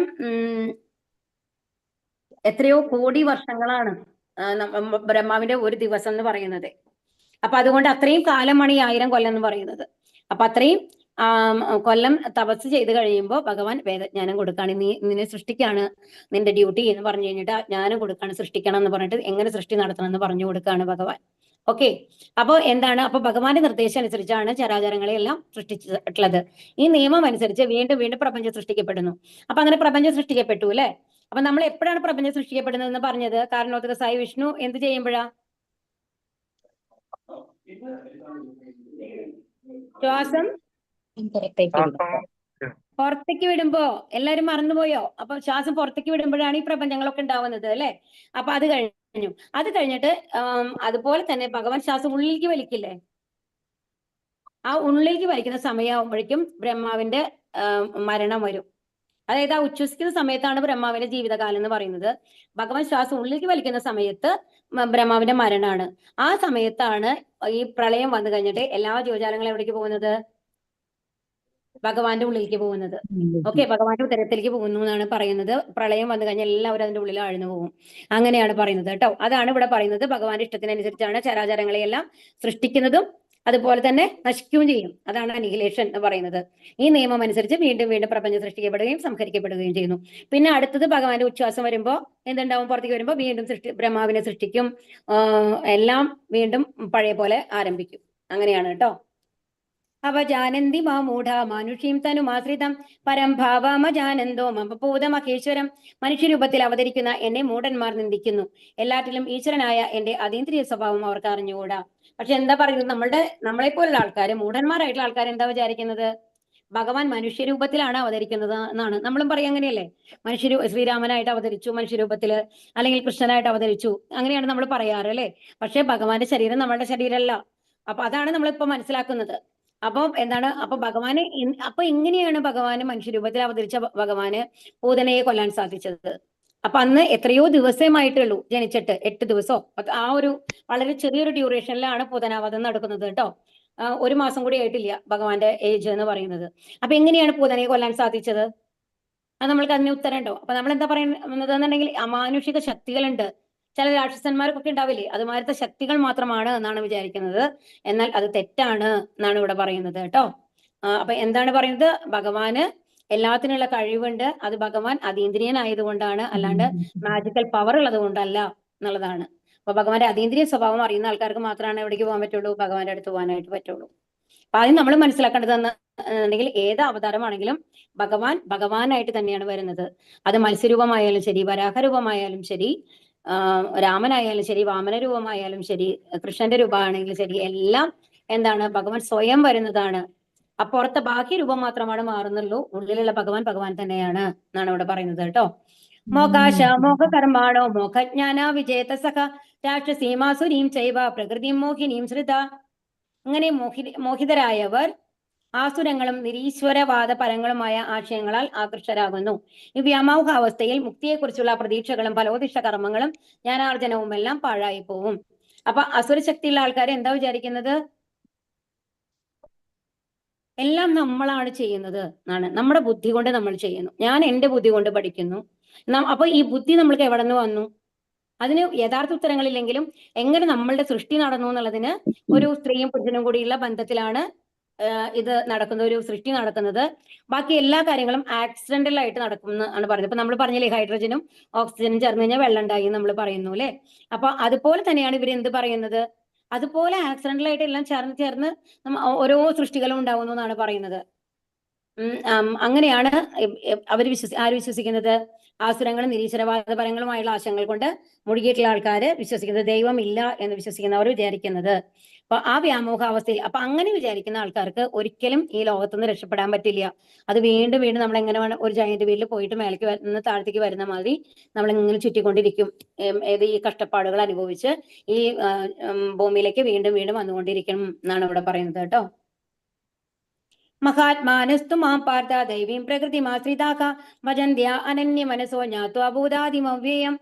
അല്ലയോ പാർത്ഥ, വ്യാമോഹം ബാധിക്കാത്ത വിശിഷ്ടാത്മാക്കൾ ദൈവിക പ്രകൃതിയാൽ സുരക്ഷിതരാണ്. സർവ്വഭൂതങ്ങൾക്കും ആദികാരണവും അവ്യയനുമായ പരമപുരുഷനാണ് ഞാൻ അറിഞ്ഞുകൊണ്ട് അവർ എപ്പോഴും ഭക്തിപൂർവ്വം എന്റെ സേവനത്തിൽ മുഴുകുന്നു. അപ്പൊ ഇവിടെ എന്താ പറയുന്നത് എന്നുണ്ടെങ്കിൽ, ഇത് മഹാത്മനസ്തു മാം പാർത്ഥ എന്നാൽ നമ്മൾക്കറിയാം അല്ലെ. പക്ഷെ നമ്മളൊക്കെ അത്യാവശ്യം ഭഗവാൻ ഉണ്ട് എന്നുള്ള വിശ്വാസം നമ്മൾക്കൊക്കെ ഉണ്ടല്ലേ. അത്രയും അസുരന്മാരല്ല നമ്മളൊന്നും അല്ലേ. എന്തായാലും ഭഗവാൻ ഉണ്ടെന്ന് നമ്മൾക്കറിയാം. അതുകൊണ്ടല്ലേ നമ്മൾ അമ്പലത്തിലൊക്കെ പോയി പ്രാർത്ഥിക്കുന്നത് ഭഗവാനെ. അല്ലെങ്കിൽ നമുക്ക് എന്തെങ്കിലും ദുഃഖം വരുമ്പോൾ എന്താ പറയാ? ഭഗവാനെ ഇതിൽ നിന്ന് രക്ഷപ്പെടുത്തണേ. അല്ലെങ്കിൽ എന്തെങ്കിലും ഒരു കാര്യം ചെയ്യാൻ പോകുമ്പോൾ നമ്മൾ എന്ത് പ്രാർത്ഥിക്കും? ഭഗവാനെ ഈ കാര്യം നടത്തി തരണേ. നമ്മൾ അത് എന്തുകൊണ്ടാണ് നമുക്ക് അങ്ങനത്തെ ഒരു പ്രാർത്ഥന വരുന്നത്? നമ്മൾക്ക് മേലെ ഒരാളുണ്ട് ഇതെല്ലാം നിയന്ത്രിക്കുന്നത് എന്നുള്ള ബോധം നമ്മൾക്കുണ്ട് അല്ലെ. അതുകൊണ്ടാണ്. അപ്പൊ ഇവിടെ എന്താ പറയുന്നത്? പക്ഷെ മഹാത്മാക്കളായിട്ടുള്ള ആൾക്കാര് അവരെന്താ ചെയ്യുന്നത്? ഭജന്ത്യ അനന്യ മനസ്സോ, അവർക്ക് വേറെ ഒരു ചിന്തയില്ല. നമ്മളുടെ പോലെ നമ്മൾക്ക് വലിയ വീട് വേണമെന്നോ കാറ് വേണമെന്നോ നല്ല രീതിയിൽ ജീവിക്കണമെന്നോ നല്ല ജോലി വേണമെന്നോ അങ്ങനത്തെ ചിന്തകളൊന്നും അവരെ അലട്ടുന്നില്ല. അവർക്ക് ആകെക്കൂടിയുള്ളത് എന്താണ്? എപ്പോഴും ഭഗവാന്റെ നാമം ചൊല്ലണം, ഭഗവാനെ പറ്റി കേൾക്കണം, ഭഗവാന്റെ ലീലകൾ കേൾക്കണം, അത് ബാക്കിയുള്ളവർക്ക് പറഞ്ഞു കൊടുത്ത് അവരെയും ഭക്തരാക്കണം. ഇതൊക്കെയാണ് അവരെ മോഹം ഉണ്ടാവുക. അപ്പൊ അതാണ് അവരെ എങ്ങനത്തെ വ്യക്തികൾ എന്ന് പറയുന്നത് ഇവിടെ? വ്യാമോഹം ബാധിക്കാത്ത ദൈവിക പ്രകൃതി. അപ്പൊ രണ്ട് തരത്തിലുള്ള പ്രകൃതികളാണ് ഇവിടെ ഉള്ളത്. ഏതൊക്കെയാണ് ഈ ഭൂലോകത്തുള്ളത്? ഏതൊക്കെയാണ്? ആസുരിക പ്രകൃതിയും ദൈവിക പ്രകൃതിയും. നോട്ട് ചെയ്തോളൂ കേട്ടോ. ഏത് രണ്ട് തരത്തിലുള്ള പ്രകൃതികളാണ്? ആസുരിക പ്രകൃതിയും ദൈവിക പ്രകൃതിയാണ്. ഇത് രണ്ടും ഭഗവാന്റെ തന്നെയാണ്. നമ്മളിപ്പോ ഇന്നലെ ഉത്കൃഷ്ട ശക്തി അധമശക്തി എന്ന് പറഞ്ഞില്ലേ, അതുപോലെ ഇവിടെ രണ്ട് തരത്തിലുള്ള ആൾക്കാരെ പറ്റിയിട്ടാണ് പറയുന്നത്. ദൈവിക പ്രകൃതിയുള്ള ആൾക്കാരുണ്ട്, അസുര പ്രകൃതിയുള്ള ആൾക്കാരുണ്ട്. അസുര പ്രകൃതിയുള്ള ആൾക്കാര് ഭൗതികതയിൽ മുഴുകിയിട്ട് ഇവിടെ തന്നെ കഷ്ടപ്പെടുന്നു. ദൈവപ്രകൃതിയുള്ള ആൾക്കാരോ ഭഗവാൻ സംരക്ഷിക്കും അവരെ എന്നുള്ളതാണ്. സർവ്വഭൂതങ്ങൾക്കും ആദികാരണവും അവ്യയനുമായ പരമപുരുഷനാണ് ഞാൻ എന്നറിഞ്ഞുകൊണ്ട് അവർ എപ്പോഴും ഭക്തിപൂർവ്വം എന്റെ സേവനത്തിൽ മുഴുകുന്നു. അവരെപ്പോഴും ഭഗവാന്റെ സേവനത്തിലാണ് മുഴുകിക്കൊണ്ടിരിക്കുന്നത്. ഇവിടെ നമ്മൾ കാണിക്കുന്നത് മാധവേന്ദ്രപുരി എന്ന് പറഞ്ഞിട്ടുള്ള വൈഷ്ണവാചാര്യനാണ്. അദ്ദേഹത്തിന്റെ ശിഷ്യനായിരുന്നു ഈശ്വരപുരി. ഈശ്വരപുരി ആണ് ചൈതന്യ മഹാപ്രഭുവിന്റെ ഗുരു. അപ്പൊ ചൈതന്യ മഹാപ്രഭു വരുന്നതിന് മുമ്പുള്ള ആചാര്യനാണ് ആര്യ മാധവേന്ദ്രപുരി എന്ന് പറയുന്നത് കേട്ടോ. അപ്പൊ ഈ വളരെ വരിഷ്ഠനായിട്ടുള്ള ഒരു അതാണ് വൈഷ്ണവ സന്യാസിയാണ് ആര്? ഈ മാധവേന്ദ്രപുരി എന്ന് പറയുന്നത്. അപ്പൊ ഈ മാധവേന്ദ്രപുരി എന്താ ചെയ്യാന്നുണ്ടെങ്കിൽ എപ്പോഴും ഈ ഗോവർദ്ധന പരിക്രമം നടത്തും. വൃന്ദാവനത്തിൽ ഗോവർദ്ധന പർവ്വതത്തിനെ പറ്റിയിട്ട് എല്ലാവർക്കും അറിയാലോ അല്ലെ. ഭഗവാൻ ഉയർത്തിയ പർവ്വതല്ലേ അത്. അപ്പൊ ഇപ്പൊ വൃന്ദാവനത്തിൽ നമ്മളൊരു തീർത്ഥയാത്ര പോയി കഴിഞ്ഞിട്ട് ആ ഗോവർദ്ധന പർവ്വതം ചുറ്റി നമ്മൾ വരികയാണെന്നുണ്ടെങ്കിൽ അത് ഏകദേശം ഒരു 23 കിലോമീറ്റർ ആണ്. നടന്ന് വരികയാണെന്നുണ്ടെങ്കിൽ, ചുറ്റിയിട്ട് വരികയാണെങ്കിൽ നമ്മുടെ എല്ലാ പാപങ്ങളും നശിച്ച് നമ്മൾ മോക്ഷം കിട്ടും എന്നാണ് പറയുന്നത്. അത്രയും എന്താണ്, ഭഗവാൻ തന്നെയാണ് ഗോവർദ്ധന പർവ്വതം എന്നുകൊണ്ട് ഉദ്ദേശിക്കുന്നത്. വൃന്ദാവനത്തിലെ ഓരോന്നും ഭഗവാനുമായിട്ട് ബന്ധപ്പെട്ടിട്ടാണ് ഉള്ളത്. അതുകൊണ്ട് അപ്പൊ ഈ മാധവേന്ദ്രപുരി എപ്പോഴും എന്ത് ചെയ്യുന്നുണ്ടെങ്കിൽ ഇതിങ്ങനെ ചുറ്റിയിട്ട് വരും. അതും ഏകാദശി ദിവസമാണെന്നുണ്ടെങ്കിൽ അദ്ദേഹം പ്രത്യേകിച്ച് ഫാസ്റ്റിംഗ് ആണ്. അപ്പൊ ഈ മാധവേന്ദ്രപുരിയുടെ പ്രത്യേകത എന്താണെന്നുണ്ടെങ്കിൽ അദ്ദേഹം ഒരിക്കലും ഭിക്ഷ യാചിക്കില്ല. ആരെങ്കിലും കൊണ്ടുവന്ന് കൊടുത്താൽ കഴിക്കും, അത്രയേ ഉള്ളൂ. അല്ലെങ്കിൽ അന്ന് പട്ടിണിയാണ്. അങ്ങനെയാണ് മാധവേന്ദ്രപുരിയുടെ കാര്യം കേട്ടോ. അപ്പൊ അങ്ങനെ ഇങ്ങനെ ഒരു ദിവസം ഇങ്ങനെ ഈ ഗോവർദ്ധന പർവ്വതം ചുറ്റി വന്നിങ്ങനെ തളർന്നു വന്നിരിക്കുകയാണ്. നല്ല വിശപ്പുണ്ട് ശരിക്കും പറഞ്ഞാല്. ആ ഒരു അവസ്ഥയിൽ ഇങ്ങനെ ദാഹമുണ്ട്. ആ ഒരു അവസ്ഥയിൽ ഇങ്ങനെ ഇരിക്കുന്ന സമയത്ത് പെട്ടെന്ന് ഒരു കുട്ടി ഒരു ഡാർക്ക് കളറുള്ളതാണ്, നല്ല അട്രാക്ഷനാണ് കാണാൻ. അതിന് ഒരു കുട്ടി ഒരു കുടം പാലുമായിട്ട് ഒരു ചെറിയ പാത്രത്തില് ഇങ്ങനെ പാലുമായിട്ട് കൊണ്ടുവന്ന് മാധവേന്ദ്രപുരിയുടെ കയ്യിൽ കൊടുക്കുകയാണ്. അപ്പൊ മാധവേന്ദ്രപുരി ചോദിക്കും, എനിക്ക് ദാഹമുണ്ട്, ഞാനൊന്നും കഴിച്ചിട്ടില്ല. അപ്പൊ പറയണുണ്ട്, അങ്ങൊന്നും കഴിച്ചിട്ടില്ലല്ലോ, അങ്ങ് ദാഹം കൊണ്ട് വലഞ്ഞിരിക്കുകയല്ലേ, ഈ പാല് കുടിക്കൂ, അങ്ങയുടെ ക്ഷീണമൊക്കെ മാറും പറഞ്ഞിട്ടാണ് കൊണ്ടുവന്ന് കൊടുക്കണേ. അപ്പൊ പറയും, നിനക്ക് എങ്ങനെ അറിയാം ഞാനിങ്ങനെ തളർന്നു വന്നിരിക്കുന്നത്, ഞാൻ ആരോടും പറഞ്ഞിട്ടില്ലല്ലോ എന്ന് പറയാണ്. അപ്പൊ ഈ കുട്ടി പറയും, എന്റെ അമ്മ കണ്ടു അങ്ങ് ഇങ്ങനെ വിശന്ന് തളർന്നു വന്നിരിക്കുന്നത്, അതുകൊണ്ട് എനിക്ക് തന്നേച്ചതാണ്, ഞാൻ പിന്നെ വന്ന് പാത്രം വാങ്ങിച്ചോളാം, അപ്പൊ കുടിച്ചോളൂ, എന്റെ അമ്മയ്ക്ക് നിർബന്ധമാണ് ഇവിടെ ആരും ഇങ്ങനെ ദാഹിച്ച് വിശന്നിരിക്കാൻ പാടില്ല എന്ന്, അതുകൊണ്ട് അമ്മ തന്നേച്ചതാണ് എന്ന് പറഞ്ഞ് കൊടുത്തിട്ട് പോവാണ്, ഞാൻ പിന്നെ വന്ന് പാത്രം വാങ്ങിച്ചോളാം എന്ന്. അപ്പൊ മാധവേന്ദ്രപുരിക്കാണെങ്കിൽ പാല് കുടിച്ച് ദാഹമൊക്കെ മാറി, അതും അത്രയും സ്വാദ് പാലിന്. രണ്ടാമത് എന്താണെന്നുണ്ടെങ്കിൽ ആ കുട്ടിയുടെ മുഖം ഇങ്ങനെ മനസ്സിൽ നിന്ന് മായുന്നില്ലേ, എന്തോ ഒരു അട്രാക്ഷൻ ആണ് കുട്ടിക്ക്. എന്താ പേരും ചോദിക്കുമ്പോൾ ഗോപാൽ എന്നാണ് പറയുന്നത്. അത് കഴിഞ്ഞ് അന്ന് രാത്രി കിടന്ന് ഉറങ്ങുകയാണ്. അയ്യോ കുട്ടി വന്നില്ലല്ലോ, പാത്രം കൊടുത്തില്ലല്ലോ എന്ന് പറഞ്ഞു കഴിഞ്ഞിട്ട്. അപ്പൊ അത് കഴിഞ്ഞ് പിറ്റേ ദിവസം അന്ന് രാത്രി സ്വപ്നത്തില് അതേ കുട്ടി വരികയാണ്. എന്നിട്ട് പറയാണ്, ഞാൻ ഇങ്ങനെ വളരെ കഷ്ടപ്പെട്ടിട്ടാണ് ഇരിക്കുന്നത് മാധവേന്ദ്രപുരി, ഞാൻ തന്നെയാണ് ഗോപാൽ, കൃഷ്ണൻ ഞാൻ തന്നെയാണ്. അപ്പം എന്നെ കുറെ ആൾക്കാര് പണ്ട് മുഗൾ അങ്ങനത്തെ ആൾക്കാർ വന്നിട്ടുള്ള സമയത്ത് വന്നു കഴിഞ്ഞിട്ട് എന്നെ ആ അമ്പലത്തില് പൂജിച്ചിരുന്ന എന്നെ പൂജ ചെയ്യപ്പെട്ടിരുന്ന എന്നെ എടുത്തു കഴിഞ്ഞിട്ട് ഇങ്ങനെ കുഴിച്ചിട്ടിട്ടുണ്ട് അവിടെ കാട്ടിന്റെ ഉള്ളില്. എനിക്കാണെന്നുണ്ടെങ്കിൽ മഴയും വെയിലും കൂടി ചൂടെടുത്തിട്ട് വയ്യ, അപ്പൊ എന്നെ പുറത്തെടുക്കണം നാളെ പോയിട്ട് ഇവിടുത്തെ ആൾക്കാരുടെ സഹായത്തോട് കൂടിയിട്ട്, എന്നിട്ട് എന്നെ ഗോവർദ്ധന പർവ്വതത്തിന് മുമ്പിൽ പ്രതിഷ്ഠിക്കണം എന്ന് പറയാണ്. അത് കഴിഞ്ഞ് മാധവേന്ദ്രപുരി പെട്ടെന്ന് ഉറക്കത്തിന് ഈ സ്വപ്നത്തിൽ നിന്ന് കണ്ണു തുറക്കാണ്. അയ്യോ അതേ ഈ കുട്ടി തന്നെയാണല്ലോ എനിക്ക് പാല് കൊണ്ടുവന്നത്. അപ്പോഴാണ് മനസ്സിലാവുന്നത്, അയ്യോ ഭഗവാൻ തന്നെയാണ് പാല് കൊണ്ടുവന്നതല്ലോ എന്ന് വിചാരിക്കുകയാണ്. സന്തോഷം കൊണ്ട് കണ്ണുനീരൊക്കെ വരും. അത് കഴിഞ്ഞ് പിറ്റേ ദിവസം എഴുന്നേറ്റ് ഉടനെ ആൾക്കാരെയൊക്കെ വിളിച്ചു കൂട്ടിയിട്ട് ഇങ്ങനെ അവര് ആ വനത്തിലെ പറഞ്ഞ സ്പോട്ടിലേക്ക് പോയി കുഴിക്കുകയാണ്. കുഴിക്കുമ്പോൾ ശരിക്കും ഗോപാലന്റെ വിഗ്രഹം ഉണ്ടാവും അവിടെ ഭഗവാന്റെ. എന്നിട്ട് ആ വിഗ്രഹത്തിനെ എടുത്ത് അവിടെ പ്രതിഷ്ഠിക്കുകയാണ് ചെയ്യുന്നത്. അതൊരു വലിയ സ്റ്റോറിയാണ് കേട്ടോ. അത് പറയാനിരുന്നു കഴിഞ്ഞാൽ സ്റ്റോറി പറഞ്ഞ് നമ്മുടെ ക്ലാസ് കഴിയും. അപ്പൊ അത്രയും ഇതാണ് ഭഗവാൻ. അപ്പൊ എന്താണെന്നുണ്ടെങ്കിൽ ശുദ്ധഭക്തന്മാരായിട്ടുള്ള ആൾക്കാർക്ക് സ്വപ്നത്തിലായാലും എങ്ങനെയായാലും വന്നിട്ട് ഭഗവാൻ അവരെ കാര്യങ്ങൾ നടത്തി കൊടുക്കുകയും ചെയ്യും. അതുപോലെ തന്നെ എന്തൊക്കെയാണ് ചെയ്യേണ്ടതെന്നുള്ളത് ആജ്ഞ കൊടുക്കുകയും ചെയ്യും. അങ്ങനത്തെ ഒരു റിലേഷൻ അല്ലേ നമ്മൾക്ക് വേണ്ടത്. അപ്പൊ അതിനു വേണ്ടിയിട്ടാണ് എന്ത് ചെയ്യാൻ പറയുന്നത് നമ്മളോട്, ഹരേ കൃഷ്ണ മന്ത്രം ജപിച്ചുകൊണ്ട് നമ്മുടെ മനസ്സെല്ലാം പരിശുദ്ധമാക്കി കഴിഞ്ഞാൽ നമ്മൾക്കും ഭഗവാനെ കാണാം എന്നാണ് ഇവിടെ പറയുന്നത്. സതതം കീർത്തയന്തോ മാം യദന്തശ്ച ദൃഢവ്രതാഃ നമസ്യന്തശ്ച മാം ഭക്ത്യാ നിത്യയുക്ത ഉപാസതേ. എല്ലായ്പ്പോഴും എന്റെ കീർത്തികൾ ആലപിച്ചും നിശ്ചയദാർഢ്യത്തോടെ പ്രയത്നിച്ചുകൊണ്ടും എന്റെ മുമ്പിൽ പ്രണമിച്ചുകൊണ്ടും ഈ മഹാത്മാക്കൾ നിരന്തരം എന്നെ ഭക്തിയോടുകൂടി ആരാധിക്കുന്നു.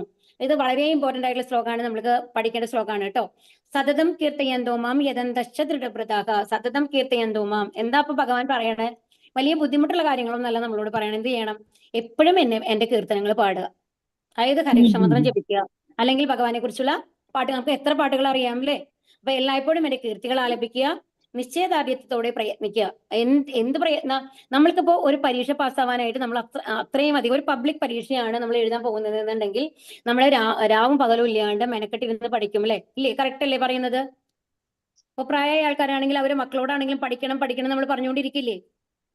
ഇല്ലയോ? നമ്മൾ പറയും അവരോട് നന്നായി പഠിക്കണം, എന്നാലാണ് മാർക്ക് കിട്ടുള്ളൂ. അത് എല്ലാ ദിവസവും പഠിക്കണം, പരീക്ഷയുടെ തലേദിവസം പഠിച്ചു കഴിഞ്ഞാൽ മാർക്ക് കിട്ടില്ല, ഇതൊക്കെ നമ്മൾ പറയില്ലേ? പക്ഷെ നമ്മളുടെ മെയിൻ പരീക്ഷ എന്താണ്? എല്ലാവരും ഫേസ് ചെയ്യേണ്ട പരീക്ഷ എന്താ?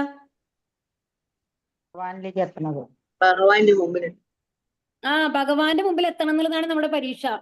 നമ്മൾക്ക് മനുഷ്യജന്മത്തിൽ നമ്മൾക്ക് തന്നുള്ള പരീക്ഷ എന്താണ്? മിടുക്കുള്ളവർക്ക് മാത്രമാണ് ഭഗവാന്റെ അടുത്ത് എത്താൻ പറ്റുള്ളൂ. അപ്പൊ നമ്മൾക്ക് ചലഞ്ച് തന്നേക്കാണ്, നിങ്ങൾ ആരാണ് എന്റെ അടുത്തേക്ക് വരാൻ പറ്റണേ, സ്വാഗതം. പക്ഷെ അതിനു വേണ്ടിയുള്ള പരീക്ഷ നമ്മൾ പാസ്സാവണം. അപ്പൊ അതിന് വേണ്ടിയിട്ട് ഒരു ദിവസം നമ്മൾ പ്രയത്നിച്ചാൽ മതിയാവോ? ഭഗവാൻ നമ്മളോട് എന്താ പറയുക വെച്ചാൽ മരിക്കുന്ന സമയത്ത് എന്നെ ഓർക്കണം എന്ന് മാത്രമേ പറഞ്ഞിട്ടുള്ളൂ. ആ ഓർക്കണം എന്നുണ്ടെങ്കിൽ നമ്മൾ അതുവരെ നമ്മൾ ഓർക്കാണ്ട് ആ സമയത്ത് നമുക്ക് പോയി ഓർക്കാൻ പറ്റുമോ? പറ്റില്ല. അപ്പൊ അതുകൊണ്ടാണ് പറയുന്നത് എന്തെന്നാ, നിശ്ചയദാർഢ്യത്തോടെ പ്രയത്നിക്കണം എന്ന്. എന്റെ മുമ്പിൽ പ്രണമിച്ചുകൊണ്ടും ഈ മഹാത്മാക്കൾ നിരന്തരം എന്നെ ഭക്തിയോടുകൂടി ആരാധിക്കുന്നു. അപ്പൊ ആരാണ്? ആ ശുദ്ധഭക്തന്മാരായിട്ടുള്ള ആൾക്കാരെ എന്താ ചെയ്യുക? എപ്പോഴും ഭഗവാനെ കുറിച്ചുള്ള കീർത്തനങ്ങൾ ആലപിക്കും, ഭഗവാനെ കുറിച്ച് ചിന്തിച്ചുകൊണ്ടിരിക്കും, ഭഗവാന്റെ അടുത്ത് എത്താനായിട്ട് മന്ത്രം ജപിച്ചുകൊണ്ട് നമ്മുടെ മനസ്സിനെ ശുദ്ധീകരിക്കാനായിട്ട് ശ്രമിച്ചുകൊണ്ടിരിക്കും എന്നുള്ളതാണ് ഇവിടെ പറയുന്നത്. ഇവിടെ പ്രഭുപാദരൊക്കെയാണ് കാണിക്കുന്നത്. എത്ര സന്തോഷമാണ് അല്ലെ അവരെ മുഖത്ത് നോക്കൂ. ആരെങ്കിലും ഒരു സങ്കടപ്പെട്ടിട്ട് ഇതിൽ കാണുന്നുണ്ടോ? ഇല്ല അല്ലേ? അതാണ് ആ ഒരു എന്താണ് ഭഗവാന് സമർപ്പിച്ച് ജീവിക്കാൻ തുടങ്ങിക്കഴിഞ്ഞാല് നമ്മൾക്കൊന്നും വലിയ കാര്യമായിട്ട് തോന്നില്ല. എല്ലാം ചെറിയ കാര്യങ്ങളാണ്. ഭഗവാൻ എല്ലാം നടത്തും എന്നുള്ള ഒരു വിശ്വാസമാണ്. ഏത് സന്ദർഭത്തിലും ഭഗവാൻ കൂടെ ഉണ്ടാവും. എത്ര കഷ്ടപ്പെട്ട് പെടുത്തി കഴിഞ്ഞു കഴിഞ്ഞാലും അവസാനം ഭഗവാൻ നമ്മുടെ കൂടെ ഉണ്ടാവും എന്നുള്ള വിശ്വാസം നമ്മൾക്ക് ഉണ്ടാവണം. അപ്പം തീർച്ചയായിട്ടും നമ്മളെ രക്ഷിക്കും. പിതാകമസ്യ ജഗതോ മാതാ പിതാമഹ വേദ്യം പവിത്രം ഓംകാര ഋക്സാമായ ചുരേവജ. ലോകത്തിന്റെ അമ്മയും അച്ഛനും രക്ഷകനും പിതാമഹനും ഞാൻ തന്നെ. അറിയേണ്ടുന്നതും പവിത്രമാകുന്നതും പ്രണവവും ഋക്സാമ യജുർവേദങ്ങളും ഞാൻ തന്നെ. അപ്പൊ ഇനി നമ്മള് ഒക്കെ ഭഗവാൻ രസോഹം അപ്സുഖം ദേയാന്ന് പറഞ്ഞ കഴിഞ്ഞ ചാപ്റ്ററിൽ നമ്മള് മുമ്പത്തെ ഒരു ചാപ്റ്ററിൽ നമ്മൾ കണ്ടിട്ടുണ്ടായിരുന്നു അല്ലെ. വെള്ളത്തിന്റെ രുചി ഞാനാണ് എന്നൊക്കെ പറഞ്ഞിട്ടുണ്ടായിരുന്നു അല്ലെ ഭഗവാൻ. അപ്പൊ ഇവിടെ എന്താ പറയുന്നത്? ഈ ലോകത്തിന്റെ അമ്മയും അച്ഛനുമാരാണ് രക്ഷകനും പിതാമഹനും ഞാൻ തന്നെ. അപ്പൊ എന്താണ്? അമ്മയും അച്ഛനും ഭഗവാൻ തന്നെയാണ്. കാരണം സൃഷ്ടി നടത്തുന്ന ആൾക്കാരല്ലേ അമ്മയും അച്ഛനായിട്ട് വരുന്നത് അല്ലേ? അപ്പൊ ഭഗവാനിൽ നിന്നാണ് ഈ സൃഷ്ടിയൊക്കെ നടക്കുന്നത് അല്ലെ. അപ്പൊ അത് കാരണം അമ്മയും അച്ഛനും. പിന്നെ നമ്മളെ രക്ഷിക്കുന്നത് ആരാണ്? ഭഗവാൻ. ഭഗവാനാണ്. നമുക്ക് എല്ലാവർക്കും അറിയാം. ഇപ്പൊ നമുക്ക് എത്ര ഡ്രൈവിംഗ് അറിയുന്ന ആളായിക്കോട്ടെ, എത്ര നന്നായിട്ട് ഡ്രൈവ് ചെയ്യുന്ന ആളാണെന്നുണ്ടെങ്കിലും നമ്മൾ ഓരോ പുറത്തേക്ക് ഒരു കാർ എടുത്തിട്ട് പോവുകയാണ്, അല്ലെങ്കിൽ ഒരു 2 വീലർ എടുത്തിട്ട് പോവുകയാണ്, അല്ലെങ്കിൽ സൈക്കിൾ എടുത്തിട്ട് പോവുകയാണെന്ന് വെച്ചോളൂ, നമ്മളൊന്ന് പ്രാർത്ഥിക്കും. എന്താ കാരണം? അപകടം ഒന്നും വരരുതെന്ന്. എല്ലാം നമ്മുടെ കയ്യിലാണെന്നുണ്ടെങ്കിൽ എന്തിനാണ് നമ്മളത് പ്രാർത്ഥിക്കുന്നത്? നമ്മുടെ എല്ലാവരും ആത്മവിശ്വാസത്തിന്. പ്രാർത്ഥിക്കില്ലേ? കാരണം എന്താണെന്ന് വെച്ചാൽ നമ്മുടെ കയ്യിലല്ല കൺട്രോൾ. എപ്പോ എന്ത് വേണമെങ്കിലും സംഭവിക്കാം എന്നുള്ളത് നമ്മൾക്ക് അറിയാം അല്ലേ. അത് നമ്മുടെ കയ്യിലല്ല. ആരുടെ കയ്യിലാണുള്ളത്? ഭഗവാന്റെ കയ്യിലാണുള്ളത്. അപ്പൊ രക്ഷകനും ഭഗവാനാണ്, പിതാമഹനും. എന്നാലും നമ്മൾ പറഞ്ഞില്ലേ, ബ്രഹ്മാവിന്റെയും ആരാണ്? ബ്രഹ്മാവിനെ സൃഷ്ടിച്ചതാണ് ആര്? ഭഗവാൻ. അതുകൊണ്ടാണ് പിതാമഹൻ എന്ന് പറയുന്നത് കേട്ടോ. അറിയേണ്ടതും പവിത്രമാകുന്നതും പ്രണവവും. അപ്പൊ ആരെ കുറിച്ചാണ് നമ്മൾക്ക് അറിയേണ്ടത്? നമ്മളുടെ മെയിൻ എന്താണ്? നമ്മളുടെ ഏറ്റവും എല്ലാവരും ഫേസ് ചെയ്യുന്ന പ്രോബ്ലം എന്ന് പറയുന്നത് നമ്മൾ പറഞ്ഞു കഴിഞ്ഞു, നമ്മുടെ വാർദ്ധക്യവും മരണവും അതൊക്കെയാണ് എന്നുള്ളത്. അതിൽ നിന്ന് മോചനം നേടണം എന്നുണ്ടെങ്കിൽ ആരെ പറ്റിയിട്ടാണ് അറിയേണ്ടത്? എവിടേക്ക് പോകണ്ടേ? ഭഗവത് ധാമത്തിലേക്ക് പോകണം. ഭഗവത് ധാമത്തിലേക്ക് പോയി കഴിഞ്ഞാൽ നമ്മൾക്ക് രോഗമില്ല, നമ്മൾക്ക് എപ്പോഴും സന്തോഷമാണ്. അത്രയും നല്ല നല്ല രത്നങ്ങളെ കൊണ്ടുള്ള വീടുകളൊക്കെയാണ് നമുക്ക് കിട്ടാൻ പോണേ നമുക്ക് അറിഞ്ഞു കഴിഞ്ഞു. ഓക്കെ, അവിടേക്ക് എത്തണം എന്നുണ്ടെങ്കിൽ പക്ഷെ ആരുടെ അനുവാദം വേണം? ഭഗവാന്റെ അനുവാദം വേണം, ഭഗവാന്റെ ഇഷ്ടം വേണം, ഭഗവാന്റെ പ്രീതി സമ്പാദിക്കണം അല്ലെ. അപ്പൊ ഭഗവാനെ കുറിച്ച് അറിയണം, എങ്ങനെ ഭഗവാനെ പ്രീതിപ്പെടുത്തേണ്ടതെന്ന് അറിയണം. അതാണ് പവിത്രമാകുന്നതും. ഭഗവാനെ സംബന്ധിക്കുന്നത് എല്ലാം ശുദ്ധമാണ്. അവിടെ ഒന്നും അസത്യങ്ങളില്ല, അശുദ്ധികളില്ല. അതാണ് മനസ്സിലാക്കേണ്ടത്. പ്രണവം എന്ന് പറയുന്നത് ഓങ്കാര മന്ത്രമാണ് കേട്ടോ. അതുപോലെ ഋക്സാമ, അതുപോലെ തന്നെ ഭഗവാനെ കുറിച്ച് നമ്മളെ അറിയിക്കുന്നതാണ്, ഭഗവാൻ എഴുതിയിട്ടുള്ളതാണ് വേദങ്ങൾ എന്ന് പറയുന്നത്. ഭഗവാന്റെ ശക്ത്യാവേശ അവതാരമാണ് വ്യാസദേവൻ എന്ന് പറയുന്നത് കേട്ടോ. അതുകൊണ്ടാണ് അദ്ദേഹത്തിനെ കൃഷ്ണ ദ്വൈപായനൻ എന്ന് പറയുന്നത്. അപ്പൊ ഈ 4 വേദങ്ങൾ പകുത്തതാരാണ്? ഹരേ കൃഷ്ണ. 4 വേദങ്ങളും പകുത്തത് ഹരേ കൃഷ്ണ. വേദവ്യാസൻ. എല്ലാ വേദങ്ങളും പകുത്ത് നൽകിയത് വ്യാസദേവനായതുകൊണ്ടാണ് അദ്ദേഹത്തിന് കൃഷ്ണദ്വൈപായനൻ എന്ന് പറയുന്നത് കേട്ടോ. അതുകൊണ്ടാണ്. അപ്പൊ ഈ വേദങ്ങളൊക്കെ ആര് തന്നെയാണ്? ഭഗവാൻ തന്നെയാണ്. ഭഗവാനാണ് ആ അറിവ് തരുന്നത് അല്ലെ. ഭഗവാൻ പുസ്തക രൂപത്തിലുള്ള ഭഗവാനാണ് ഈ വേദങ്ങൾ എന്നൊക്കെ പറയുന്നത്. അതിന്റെ സാരമായിട്ട് നമ്മൾക്ക് തന്നിട്ടുള്ളതാണ് ഭാഗവതം എന്ന് പറയുന്നതും ഭഗവത്ഗീതയൊക്കെ. ഭഗവത്ഗീത എന്ന് പറയുന്നത് നമ്മൾക്ക് ഇൻസ്ട്രക്ഷൻസ് ആണ്. എങ്ങനെയൊക്കെ നിങ്ങൾ ജീവിക്കണം എന്നുള്ളത്, നമ്മൾ ജീവിക്കണം ഭഗവാനിലെത്താൻ എന്നുള്ള ഇൻസ്ട്രക്ഷൻസ് തരാണ് ഭഗവത്ഗീതയിൽ കൂടി അർജുനനിൽ ത്രൂ നമ്മൾക്ക് തരുന്നത്. എന്നാൽ ഭാഗവതം എന്ന് പറയുന്നത് ഇതിന്റെയൊക്കെ എങ്ങനെ പ്രാക്ടിക്കലായിട്ട് നമുക്ക് ചെയ്യാം. ഇപ്പൊ ഭഗവത്ഗീത ജ്ഞാനമാണെങ്കിൽ ഭാഗവതം വിജ്ഞാനമാണ്. കാരണം അതിലെ ഭക്തന്മാരുടെ കഥകളാണ്. ഓരോ ഭക്തന്മാരും എങ്ങനെയാണ് ഭഗവാനിലേക്ക് എത്തിയത്, അവരുടെ ലൈഫ് എങ്ങനെയായിരുന്നു, അത് നമ്മളെ പഠിപ്പിക്കുന്നതാണ് ഭാഗവതം എന്ന് പറയുന്നത് കേട്ടോ. അപ്പൊ എല്ലാം ഭഗവാൻ തന്നെയാണ് എന്ന് പറയാണ് ഇവിടെ. ലക്ഷ്യവും ഭരണകർത്താവും പ്രഭുവും സാക്ഷിയും വാസസ്ഥാനവും ആശയവും ഉറ്റമിത്രവും ഞാനാകുന്നു. സൃഷ്ടിയും സംഹാരവും എല്ലാറ്റിന്റെയും അടിസ്ഥാനവും ശാശ്വതവുമായ ബീജവും ഞാൻ തന്നെ. അപ്പൊ ഇനി അതാണ്. അപ്പൊ നമ്മൾക്ക് എത്തേണ്ട ലക്ഷ്യം എന്താണ്? ഭഗവാന്റെ ധാമാണ്. ഈ ഭരണകർത്താവ് ആരാണ്? ആത്മീയ ലോകത്തിനെ ഭരിക്കുന്നതും എല്ലാം തരുന്നത്, നമ്മൾക്ക് ഈ വെളിച്ചം തരുന്നത് പോലും നമ്മൾ പറഞ്ഞു അല്ലെ. പ്രപഞ്ചം സൃഷ്ടിക്കുമ്പോൾ പ്രപഞ്ചത്തിനുള്ളിൽ ഇരുട്ടാണ്, അവിടേക്ക് എങ്ങനെയാ വെളിച്ചം വരുന്നു എന്ന് പറഞ്ഞത്? സൂര്യന്റെ മേലെ ഭഗവാന്റെ ആ പ്രകാശം തട്ടിയിട്ട് അതിന്റെ റിഫ്ലക്ഷൻ ആയിട്ടാണ് നമുക്ക് ലൈറ്റ് വരുന്നതെന്നാണ് പറയുന്നത്. എന്നാൽ പാതാള ലോകങ്ങളിലൊക്കെ പോയി കഴിഞ്ഞാലുണ്ടല്ലോ, അവിടെ ഇരുട്ടാണ് എന്നാണ് പറയുന്നത് ഫുള്ളും. അവിടെ എങ്ങനെയാണ് വെളിച്ചം കിട്ടുക? പാതാള ലോകങ്ങളിലൊക്കെ എങ്ങനെയാണ് നമ്മൾക്ക് വെളിച്ചം കിട്ടാൻ നമുക്ക് പറയാൻ പറ്റുമോ? പാതാള രോഗങ്ങളിൽ എങ്ങനെയാണ് നമ്മൾക്ക് വെളിച്ചം കിട്ടുന്ന ആർക്കെങ്കിലും അറിയുമോ? അവിടെ അധികവും സർപ്പങ്ങളാണ് ഉണ്ടാവുക. ആ സർപ്പങ്ങളുടെ മേലെ എല്ലാ സർപ്പങ്ങളുടെ മേലെ രത്നങ്ങൾ ഉണ്ടാവും എന്നാണ് പറയുന്നത്. ആ രത്നങ്ങളുടെ വെളിച്ചം അത്ര അവിടെ ഉണ്ടാവുക. ഓക്കെ, അങ്ങനെയാണ് പറയുന്നത്. നമ്മൾക്കാണ് ഈ സൂര്യ വെളിച്ചമൊക്കെ ഉള്ളത്, ഈ ഭൂമിയിലാണ് ഉള്ളത്. അപ്പൊ അതെല്ലാം ഭഗവാന്റെ ബ്രഹ്മജ്യോതിയിൽ നിന്ന് നമുക്ക് ലഭിക്കുന്നതാണ്. എന്നാൽ പാതാള ലോകത്തേക്ക് അത് ലഭിക്കില്ല എന്നുള്ളതാണ്. അപ്പൊ ഭരണകർത്താവും ഭഗവാനാണ്, പ്രഭുവും സാക്ഷിയും. നമ്മൾക്കറിയാലേ, സാക്ഷിയായിട്ട് ഏത് രൂപത്തിലാണ് സാക്ഷിയായിട്ട് ഭഗവാനുള്ളത്? ഹരേ കൃഷ്ണ.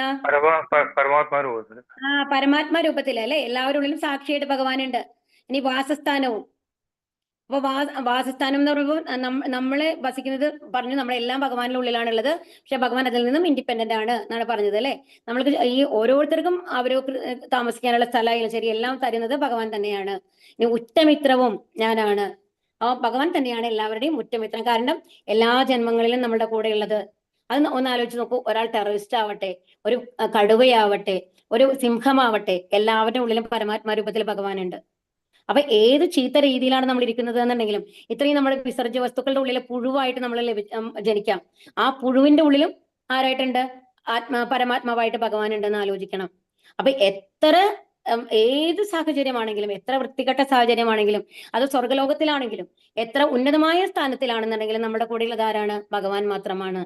ഈ നമ്മുടെ ഈ കാണുന്ന നമ്മുടെ ഈ റിലേഷൻസ് ഒക്കെ കുറച്ചു കാലത്തേക്ക്, ഒരു ട്രെയിൻ യാത്രയിൽ ആ കമ്പാർട്ട്മെന്റിൽ നമ്മളുടെ കൂടെ കയറി ഇറങ്ങുന്ന മാതിരിയാണ് നമ്മുടെ ഈ ജീവിതത്തിലുള്ള ആൾക്കാരൊക്കെ.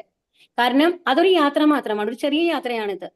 ഇനി ഈ യാത്ര കഴിഞ്ഞ് നമ്മൾ ഇറങ്ങി കഴിഞ്ഞാൽ അടുത്ത യാത്രയിൽ നമ്മൾക്ക് പോകുമ്പോൾ നമ്മുടെ രൂപം വേറെയായിരിക്കും, ഭാവം വേറെയായിരിക്കും, നമ്മുടെ കൂടെയുള്ള ആൾക്കാർ വേറെയായിരിക്കും. അതുപോലെ നമ്മൾ കാണാൻ പഠിക്കണം. അപ്പോഴാണ് ഭഗവാൻ മാത്രമാണ് നമുക്കുള്ളത് എന്നുള്ളത് നമുക്ക് മനസ്സിലാവുക. അപ്പൊ സൃഷ്ടിയും സംഹാരവും എല്ലാറ്റിന്റെയും അടിസ്ഥാനവും ശാശ്വതമായ ബീജവും ഞാൻ തന്നെ. അല്ലയോ അർജുന, മഴ പെയ്യിക്കുന്നതും നിർത്തുന്നതും ഞാൻ തന്നെ. ഞാനാണ് അമൃതവും മൃത്യുവും ആത്മാവും ജഡവസ്തുവും എന്നിലാണ്. അപ്പൊ ഇവിടെ എന്താണ് പറയുന്നത്? നമ്മൾ എന്തും നമ്മൾക്ക് പ്രദാനം ചെയ്യുന്നത്, അവിടെ വാക്ക് കാണാനില്ല കേട്ടോ. ചെയ്യുന്നത് ആരാണ്? ഭഗവാനാണ്. മഴ പെയ്യിക്കുന്നതും നിർത്തുന്നതും ഞാൻ തന്നെയാണ് എന്നാണ് ഇവിടെ പറയുന്നത്. പിന്നെയോ അമൃതവും മൃത്യുവും, അതാണ് ഞാൻ പറയുന്നത്. ഇപ്പൊ നമ്മൾ മഴ വരുന്നത് നമ്മൾ പഠിച്ചിട്ടുണ്ട്. അതെന്താണ്? ഇവോപ്പറേഷൻ, ബാഷ്പീകരണം നടന്നു കഴിഞ്ഞിട്ട് ഈ വായു സമുദ്രത്തിന്റെ മേലെ നിന്ന് മേലേക്ക് പോയി കുറെ ദൂരത്ത് എത്തുമ്പോ എന്താവും? മേലെത്തുമ്പോ അത് സൂര്യന്റെ പ്രകാശം മൂലം അത് ചൂട് പിടിച്ച് ആ വായു വെയിറ്റ് കുറഞ്ഞ് അത് മേലേക്ക് പോകുന്നതാണ്. പ്രഷർ കുറയുമ്പോൾ അത് മേലെ പോയി, മേലെ എത്തിക്കഴിയുമ്പോൾ കുറെ എത്തിക്കഴിയുമ്പോൾ എന്താ ഉണ്ടാവുക? അതിന്റെ ചൂട് കുറഞ്ഞ് അത് തണുക്കും. ആ തണുത്ത് കഴിയുമ്പോൾ അത് വെള്ളമായിട്ട് താഴത്തേക്ക് വരുമ്പോഴാണ് നമുക്ക് മഴ എന്നാണ് പറയുന്നത്. അപ്പൊ സമുദ്രത്തിലെ വെള്ളത്തിന് നമ്മൾക്ക് എന്തെങ്കിലും ഏറ്റക്കുറച്ചിലുകൾ എപ്പോഴെങ്കിലും കാണാറുണ്ടോ? ഇല്ല. ഇല്ല. അതുപോലെ തന്നെ സൂര്യന്റെ വെളിച്ചം എന്ന് പറയുന്നത് എപ്പോഴും സൂര്യരശ്മികൾ ഒരേമാതിരിയാണ് വരുന്നത്. അതായത് മേഘങ്ങൾ വന്ന് മൂടുന്നു എന്ന് മാത്രമല്ലേ ഉള്ളൂ താഴെ. അപ്പൊ സൂര്യന്റെ രശ്മികൾ എപ്പോഴും അതാണ്. അപ്പൊ എന്തുകൊണ്ട് എപ്പോഴും നമുക്ക് ഒരേമാതിരി മഴ ലഭിക്കുന്നില്ല? ശരിക്കും ആ സയൻസ് വെച്ചിട്ട് നോക്കുകയാണെന്നുണ്ടെങ്കിൽ നമുക്ക് എപ്പോഴും ഒരേപോലെ മഴ ലഭിക്കണം. പക്ഷെ മഴ ലഭിക്കുന്നില്ല. അതുപോലെ ചില സമയത്ത് ഭയങ്കര വരൾച്ചയായിരിക്കും അല്ലെ, മഴയില്ലാണ്ട്. അതിനും എന്താണ് റീസൺ? അപ്പൊ ഇതിനൊക്കെ നമ്മൾക്ക് മനസ്സിലാക്കേണ്ടത് എന്താണെന്നുണ്ടെങ്കിൽ, എല്ലാത്തിനും മേലെ ഒരു കൺട്രോൾ ഉണ്ട്, നമ്മൾക്ക് അറിയാത്തൊരു കൺട്രോൾ ഉണ്ട്. ആ കൺട്രോളാണ് ഭഗവാൻ എന്ന് പറയുന്നത്. അപ്പൊ മഴ പെയ്യിക്കുന്നതും നിർത്തുന്നതും ഞാൻ തന്നെ. ഞാനാണ് അമൃതവും മൃത്യുവും ആത്മാവും ജഡവസ്തുവും എന്നിലാണ്. അതായത് ജഡവസ്തു എന്ന് നമ്മുടെ ശരീരം എന്ന് പറയുന്നത് നമ്മുടെ ശരിക്കും പറഞ്ഞാൽ ജഡവസ്തുവാണ്. ആ ആത്മാവ് ഉള്ളിൽ ഇരിക്കുമ്പോൾ മാത്രമാണ് അതിന് ജീവനുള്ളൂ. അതെല്ലാവർക്കും അറിയില്ലേ? അറിയും. അതായത് നമ്മളിന്ന് ജീവൻ പോയി കഴിഞ്ഞു കഴിഞ്ഞാൽ അതുവരെ ചലിച്ചിരുന്ന കൈ ചലിക്കാണ്ടാവുകയാണ് ചെയ്യുന്നത് അല്ലെ. അതിനുശേഷം എങ്ങനെയാണ് നമ്മൾക്ക് അറിയുന്നത് ജഡവസ്തുവായെന്ന്? ഒരു ദിവസം കഴിയുമ്പോഴേക്കും സ്മെല്ല് വരാൻ തുടങ്ങും അല്ലെ, ബാക്ടീരിയകൾ എഫക്റ്റ് ആവും. കറക്റ്റ് അല്ലേ പറയുന്നത്? അപ്പൊ എന്താണ് നമ്മൾ മനസ്സിലാക്കേണ്ടതെന്നുണ്ടെങ്കിൽ, അതുവരെ ബാക്ടീരിയ എഫക്റ്റ് ആവാത്ത ഒരു സാധനം ഈ ആത്മാവ് പോകുന്നതോടുകൂടി എഫക്റ്റ് ആവുകയാണ്. അപ്പൊ ദൈവത്തിന്റെ പ്രസൻസ് ഉള്ളപ്പോ എല്ലാം ദൈവത്തിന്റെ കൺട്രോളിലാണെന്നുള്ളത് നമുക്ക് മനസ്സിലാവണില്ലേ അതിൽ നിന്നും? ഹരേ കൃഷ്ണ. മനസ്സിലാവും. സ്വർഗീയ സുഖങ്ങൾ കാംക്ഷിച്ച് വേദപഠനങ്ങൾ നടത്തുന്നവരും സമപാനം ചെയ്യുന്നവരും മറ്റൊരു വിധത്തിൽ ഭജിക്കുന്നത് തന്നെയാകുന്നു. പാപഫലങ്ങളിൽ നിന്ന് മുക്തരായി പുണ്യലോകമായ ഇന്ദ്രന്റെ സ്വർഗത്തിൽ ജനിച്ച് അവർ ദിവ്യസുഖങ്ങളെ അനുഭവിക്കുന്നു. അപ്പൊ എന്താണെന്നുണ്ടെങ്കിൽ, ഇപ്പൊ നമ്മുടെ വേദങ്ങളിൽ തന്നെ കുറെ കാര്യങ്ങൾ പറഞ്ഞിട്ടുണ്ട് കേട്ടോ. ആദ്യത്തെ ഭാഗത്ത് എന്താണെന്നുണ്ടെങ്കിൽ, നമ്മൾ പറയില്ലേ, നമ്മൾ പൂജകളൊക്കെ നടത്താറുണ്ട് നമ്മൾക്ക് ഐശ്വര്യം വരാനൊക്കെ അല്ലെ, അങ്ങനെ കുറെ പുണ്യങ്ങൾ നമുക്ക് ലഭിക്കും എന്നൊക്കെ പറയും. അപ്പൊ അങ്ങനത്തെ വേദപഠനം നടത്തി അതിനനുസരിച്ചുള്ള പൂജകളൊക്കെ നടത്തുന്ന ആൾക്കാരാണെന്നുണ്ടെങ്കിൽ അവർക്ക് എവിടേക്ക് പോവാന്നാ പറയുന്നത്? സ്വർഗത്തിലേക്ക് പോവാം. സ്വർഗം എന്ന് പറയുന്നത് നമ്മുടെ ഭൂലോകത്തിന് മേലെയാണുള്ളത് കേട്ടോ. സ്വർഗം, ബഹർലോകം, അങ്ങനെ കുറെ ലോകങ്ങളുണ്ട് മേലെ. ജനലോകം, അങ്ങനെ കുറെ ലോകങ്ങളുണ്ട്. അതിലൊരു ലോകമാണ് സ്വർഗ്ഗലോകം എന്ന് പറയുന്നത്. അപ്പൊ ആ ലോകത്ത് പോയി കഴിഞ്ഞാൽ എന്താ ഗുണം? അവിടെ വന്നു കഴിഞ്ഞിട്ട് നമ്മൾക്ക് ഇത്രയും പാപങ്ങളോ പുണ്യങ്ങളോ ഇതില്ല. അവിടെ സന്തോഷിക്കാനുള്ള സമയങ്ങളാണ് കേട്ടോ. ഹരേ കൃഷ്ണ. ആരുടെയോ വല്ലാണ്ട് ഡിസ്റ്റർബൻസ് വരുന്നുണ്ട് കേട്ടോ ഇന്ന്. അപ്പൊ പാപപരങ്ങളിൽ നിന്നും മുക്തരായി പുണ്യലോകമായ ഇന്ദ്രന്റെ സ്വർഗത്തിൽ ജനിച്ച് അവർ ദിവ്യ സുഖങ്ങളെ അനുഭവിക്കുന്നു. അപ്പൊ നമ്മൾ അതേമാരത്തെ പുണ്യങ്ങളൊക്കെ ചെയ്ത് പൂജകളൊക്കെ ചെയ്ത് ഭഗവാനെ ആരാധിച്ചു കഴിഞ്ഞു കഴിഞ്ഞാൽ അതിന്റെ ഗുണം എന്താണെന്നുണ്ടെങ്കിൽ നമ്മൾക്ക് ഈ ഭൂലോകത്തിൽ നിന്ന് പോയിട്ട് മേലെ സ്വർഗ്ഗലോകത്തിലേക്ക് പോവാം. അവിടെയാണെങ്കിലോ അത്രയും അപ്സരസകളും അത്രയും സുഖമായിട്ടുള്ള ഭക്ഷണവും അത്രയും സുഖമായിട്ടുള്ള ജീവിതമാണ്. അതും എത്ര കൊല്ലം, 1-2 കൊല്ലം, ഏകദേശം എത്ര കൊല്ലം ആർക്കെങ്കിലും ഐഡിയ ഉണ്ടോ? ഹരേ കൃഷ്ണ. ഐഡിയ ഉണ്ടോ? 10,000 കൊല്ലം മിനിമം ട്ടോ. മിനിമം 10,000 കൊല്ലാണ് അവിടുത്തെ. അതിന് മേലെ നമ്മുടെ ലെവൽ മാറുന്നതിനനുസരിച്ച് 1,00,000 വരെയും പോവാം എന്നാണ് അത്. അത്രയും കൊല്ലം നമുക്ക് സുഖിച്ച് ജീവിക്കാം അവിടെ. അവിടെ അസുഖങ്ങളൊന്നും അങ്ങനെ വരില്ല, സുഖമാണ്. പക്ഷെ എന്താ ദോഷം എന്നുണ്ടെങ്കിൽ അത് അടുത്ത ശ്ലോകത്തിൽ നമുക്ക് പറയാം. അപ്പൊ എങ്ങനെയാണെന്നുണ്ടെങ്കിൽ ഇവിടെ ഇത് അടുത്ത ശ്ലോകം വായിച്ചു കഴിഞ്ഞിട്ട് നമുക്ക് പറയാം കേട്ടോ. ഇങ്ങനെ സ്വർഗീയങ്ങളായ ഇന്ദ്രിയ സുഖങ്ങൾ ഒട്ടേറെ അനുഭവിച്ച് തങ്ങൾ ചെയ്ത പുണ്യകർമ്മങ്ങളുടെ ഫലമെല്ലാം നഷ്ടപ്പെടുമ്പോൾ അവർ ഈ നശ്വരമായ ഭൂമിയിലേക്ക് തിരിച്ചു വരുന്നു. വേദത്രയ പ്രമാണങ്ങളിൽ ഉറച്ചു നിൽക്കുന്ന സുഖാനുഭോഗ അന്വേഷികൾക്ക് ജന്മമൃത്യു പരമ്പരയല്ലാതെ മറ്റൊന്നും കിട്ടാനില്ല. പക്ഷെ ഈ 10,000 കൊല്ലം കഴിഞ്ഞു കഴിഞ്ഞാലോ അല്ലെങ്കിൽ 1,00,000 വരെയും വരുന്നു എന്ന് തന്നെ വിചാരിക്കൂ. അത് കഴിയുമ്പോൾ നമ്മൾ എവിടേക്ക് വരണം? തിരിച്ചു ഭൂമിയിലേക്ക് വരണം. വേറെ വഴിയില്ല. എന്നിട്ട് നമുക്ക് ഒരു ജന്മം കിട്ടും. പക്ഷെ ഒരു നല്ല കുടുംബത്തിൽ നമുക്ക് ജന്മം കിട്ടും കേട്ടോ. അങ്ങനെ വരുമ്പോ നല്ല കുടുംബത്തിൽ, അതായത് നല്ല സാമ്പത്തികമായിട്ട് കുഴപ്പമില്ലാത്ത നല്ല ഒരു ഭക്തന്മാരുടെ വീട്ടിലോ അങ്ങനെയൊക്കെ ആയിട്ട് നമുക്ക് ജന്മം കിട്ടും. പക്ഷെ അപ്പോഴും നമ്മൾക്ക് സുഖിക്കണം എന്നുള്ള ആഗ്രഹമാണെന്നുണ്ടെങ്കിൽ വീണ്ടും എന്താണ്, ഈ ഭൂമിയിൽ വന്ന് വീണ്ടും നമ്മൾ പാപങ്ങൾ ചെയ്താൽ വീണ്ടും നമ്മൾക്ക് വീണ്ടും ജന്മം, മരണം. അപ്പൊ ഈ സൈക്കിൾ അപ്പൊ ഒരു ജയന്റ് വീൽ പോലെയാണെന്നാണ് പറയുന്നത്. ഇപ്പൊ ഒരു ജയന്റ് വീലിൽ നമുക്ക് മേലെ പോയി നിൽക്കുമ്പോൾ അങ്ങനെ ചുറ്റും ഇങ്ങനെ നോക്കുമ്പോൾ നല്ല ഭംഗിയാലേ കാണാനായിട്ട്. ഓക്കെ, പക്ഷെ ഒരു നിമിഷം നേരത്തേക്കാണ് നമുക്ക് അതൊക്കെ എൻജോയ് ചെയ്യാൻ പറ്റുള്ളൂ. അത് കഴിയുമ്പോഴേക്കും എന്താവും? നമ്മൾ താഴത്തേക്ക് വരും അല്ലെ? ജയന്റ് വീൽ അങ്ങനെയല്ലേ? അതുപോലെയാണ് ഈ സൈക്കിൾ. കണ്ടു മേലേക്കും താഴത്തേക്കും പോണ മാതിരി. ഇതുപോലെ നമ്മൾ ഈ മരണത്തിന്റെയും ജനനത്തിന്റെയും അസുഖങ്ങളുടെയും ഒക്കെ ആ സൈക്കിളിൽ ഇങ്ങനെ പോയിക്കൊണ്ടിരിക്കും എന്നാണ് പറയുന്നത് കേട്ടോ. അനന്യാ ചിന്തയന്തോ മാം യേ ജനാ പര്യുപാസതേ തേഷാം നിത്യാഭിയുക്താനാം യോഗക്ഷേമം വഹാമ്യഹം. ഇത് വളരെ ഇമ്പോർട്ടന്റ് ആയിട്ടുള്ള ഒരു ശ്ലോകമാണ്. എന്റെ ദിവ്യരൂപത്തെ ധ്യാനിച്ചുകൊണ്ട് പൂർണ്ണമായ ഭക്തിയോടെ ആരാണോ എന്നെ എല്ലായ്പ്പോഴും ആരാധിക്കുന്നത് അവർക്ക് വേണ്ടുന്നതെല്ലാം ഞാൻ നൽകും, അവർക്കുള്ളതെല്ലാം ഞാൻ നിലനിർത്തുകയും ചെയ്യും. അപ്പൊ ഇവിടെ എന്താ പറയുന്നത്? അനന്യാ ചിന്തയന്തോ മാം. അന്യചിന്ത എന്ന് പറഞ്ഞാല് വേറെ ചിന്തകൾ. അനന്യ എന്ന് പറഞ്ഞു കഴിഞ്ഞാല് വേറെ ചിന്തയില്ലാതെ എന്നാണ് അർത്ഥം കേട്ടോ. അനന്യാ ചിന്തയന്തോ മാം ഏ ജനാപര്യുപാസതേ. എന്നെ, മാം എന്ന് പറഞ്ഞ എന്നെ, എന്റെ ദിവ്യരൂപത്തെ ആരാണോ ധ്യാനിക്കുന്നത് വേറെ ചിന്തകളില്ലാതെ, പര്യുപാസതേ എന്നാണ് അവർക്ക് വേണ്ടുന്നല്ല. തേഷാം നിത്യാഭിയുക്താനാം, ഞാൻ അവർക്ക് വേണ്ടതൊക്കെ കൊടുക്കും. പിന്നെയോ യോഗക്ഷേമം വഹാമ്യകം, അതെല്ലാം നിലനിർത്തുകയും ചെയ്യും എന്നാണ് പറയുന്നത്. അപ്പൊ ഇത് നമ്മൾക്ക് ഏറ്റവും ഇമ്പോർട്ടന്റ്, നമ്മളെ പോലുള്ള ആൾക്കാർക്ക് ഏറ്റവും ഇമ്പോർട്ടന്റ് ആയിട്ടുള്ള ശ്ലോകമാണ്. ഭഗവാൻ എന്താണ് ഇതിന്ന് പറഞ്ഞേക്കണേന്ന് നോക്കൂ. ആരാണോ ഭഗവാന്റെ ധ്യാനത്തെ ധ്യാനിച്ചുകൊണ്ട് ഭക്തിയോടെ എല്ലാ ദിവസവും നമ്മളിങ്ങനെ ഹരേകൃഷ്ണ മന്ത്രം ജപിക്കുന്നു, ഭഗവാനെ തൊഴുന്നു, അങ്ങനത്തെ ഒരാളെ എപ്പോഴും നമ്മൾ പറഞ്ഞില്ലേ, നമ്മളൊരു അമ്മ മാതിരി കുട്ടിയെ ആലോചിക്കുന്ന പോലെ ഭഗവാനെ എപ്പോഴും ഒരു ചിന്തയിൽ കൊണ്ടുവരുന്ന ഒരാളാണെന്നുണ്ടെങ്കിൽ ഭഗവാൻ എന്ത് ചെയ്യുന്ന പറഞ്ഞിട്ടുള്ളത്? അവർക്ക് വേണ്ടുന്നതെല്ലാം ഞാൻ നൽകും. അവരെ ഞാൻ എന്റെ ലോകത്തിലേക്ക് കൂട്ടിയിട്ട് പോവും. അവര് മരിച്ചതിന് ശേഷം സന്തോഷമാക്കി വെക്കുന്നല്ല ഭഗവാൻ ഇവിടെ പറയുന്നത്. എന്താ പറയുന്നത്? അവർക്ക് വേണ്ടുന്നതെല്ലാം ഞാൻ നൽകും. അപ്പൊ അതില് ഭൗതികമായ കാര്യങ്ങളും വരുന്നുണ്ട്. മനസ്സിലാവുണ്ടോ പറയണത്? അതായത് ഭഗവാന്റെ ഇഷ്ടപ്പെട്ട് കഴിഞ്ഞു കഴിഞ്ഞാൽ നമ്മുടെ ഭൗതിക കാര്യങ്ങൾ ഭഗവാൻ തന്നെ നടത്തിക്കോളും. നമ്മളെ അതിനെക്കുറിച്ച് സങ്കടപ്പെടേണ്ട ആവശ്യമില്ല, ടെൻഷൻ എടുക്കേണ്ട ആവശ്യമില്ല എന്നാണ് ഇവിടെ പറയുന്നത്. അവർക്കുള്ളതെല്ലാം ഞാൻ നിലനിർത്തുകയും ചെയ്യും. അതുപോലെ നമ്മളിൽ നിന്ന് ഒന്നും എടുക്കില്ല ഭഗവാൻ, അത് നിലനിർത്തി തരുകയും ചെയ്യുമെന്ന് നമ്മൾക്കുള്ള പ്രോമിസ് ആണ്. നോക്കൂ, ഇത് ഭഗവത്ഗീതയിൽ നമ്മളോട് പറയുന്ന കാര്യങ്ങളാണ്. നോക്കൂ, അവർക്ക് വേണ്ടുന്നതെല്ലാം. അപ്പോ ഈ ഭക്തി ചെയ്തു കഴിഞ്ഞാൽ ഭഗവാൻ എല്ലാം തിരിച്ചെടുക്കും, എല്ലാം ഒന്നുമില്ലാണ്ടാക്കും എന്നൊക്കെ പറയുന്നത് എത്ര തെറ്റാണെന്ന് ആലോചിക്കും. ഭഗവത്ഗീതയിൽ ഭഗവാൻ എന്താ പറയുന്നത്? അവർക്ക് വേണ്ടുന്നതെല്ലാം ഞാൻ നൽകും, അവർക്കുള്ളതെല്ലാം ഞാൻ നിലനിർത്തുകയും ചെയ്യും. സുദാമയുടെ കാര്യം അറിയാലോ, കുചേലന്റെ കഥ എല്ലാവർക്കും അറിയണതല്ലേ? ഹരേ കൃഷ്ണ. കുചേലൻ ശരിക്കും പറഞ്ഞാൽ അവിടെ പോയിട്ട് എന്തെങ്കിലും ചോദിച്ചോ ഭഗവാനോട്? ഇല്ല, ചോദിച്ചില്ല അല്ലെ? എന്നിട്ട് തിരിച്ചു വരുമ്പോഴേക്കും വേണ്ടതിനേക്കാളും എത്രയോ മടങ്ങാണ് ഭഗവാൻ കൊടുത്തതെന്ന് ആലോചിച്ച് നോക്കൂ, അല്ലെ? പക്ഷെ ഒന്നുണ്ട്. അപ്പോഴേ എന്താ വ്യത്യാസം എന്നുണ്ടെങ്കിൽ കുചേലന്റെ മനസ്സിൽ ഭഗവാന്റെ ചിന്ത മാത്രമാണ് ഉണ്ടായിരുന്നത്. എനിക്ക് അത് വേണം ഇത് വേണം എന്നുള്ള ഭൗതിക ചിന്ത ഉണ്ടായിരുന്നില്ല. കറക്റ്റ് ആണ് അല്ലെ? ആ അപ്പൊ അതേ രീതിയിൽ നമ്മൾ മാറണം. നമ്മൾക്ക് അത് വേണം ഇത് വേണം എന്ന് പറഞ്ഞ് ഭഗവാനോട് പോയി ചോദിക്കുന്ന ഒരാളായിട്ടല്ല ഭഗവാനെ കാണേണ്ടത്. എനിക്ക് ഭഗവാന്റെ അടുത്തെത്തണം, ഞാൻ ഭഗവാന്റെ നാമം ചൊല്ലുന്നു, എനിക്ക് ഭഗവാൻ ഇഷ്ടമാണ്, ഭഗവാനെ എന്നെ എങ്ങനെയെങ്കിലും അങ്ങയുടെ അടുത്തെത്തണം എന്നുള്ള രീതിയിൽ നമ്മൾ പ്രാർത്ഥിക്കാൻ തുടങ്ങിക്കഴിഞ്ഞാൽ നമ്മൾക്കും ഒരു ഭൗതിക ജീവിതം ഉണ്ട്, അത് ഭഗവാൻ അറിയാം, സാക്ഷിയായിട്ട് ഭഗവാൻ നമ്മുടെ കൂടെ ഉണ്ട്. ആ ഭൗതിക ജീവിതത്തിന് വേണ്ടുന്ന കാര്യങ്ങൾ, അതായത് ഭഗവാനെ പ്രാർത്ഥിക്കാനായിട്ട് നമുക്ക് തടസ്സം വരുന്ന കാര്യങ്ങൾ എന്താണ്? നമ്മൾക്ക് ജോലിക്ക് പോകണം, അത്രയും പൈസ ഉണ്ടാക്കണം, നമ്മുടെ കുട്ടികളുടെ കാര്യങ്ങൾ നോക്കണം, അതൊക്കെ ഒരുപാട് സമയം അതിന് ചെലവാക്കുകയാണെങ്കിൽ ഭഗവാന്റെ കാര്യത്തിൽ ചെലവാക്കാൻ നമ്മുടെ അടുത്ത് സമയം ഉണ്ടാവില്ല അല്ലെ?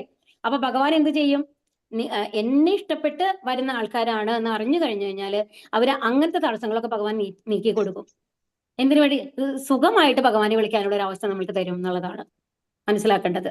അവർക്ക് വേണ്ടുന്നതെല്ലാം ഞാൻ നൽകും, അവർക്കുള്ളതെല്ലാം ഞാൻ നിലനിർത്തുകയും ചെയ്യും.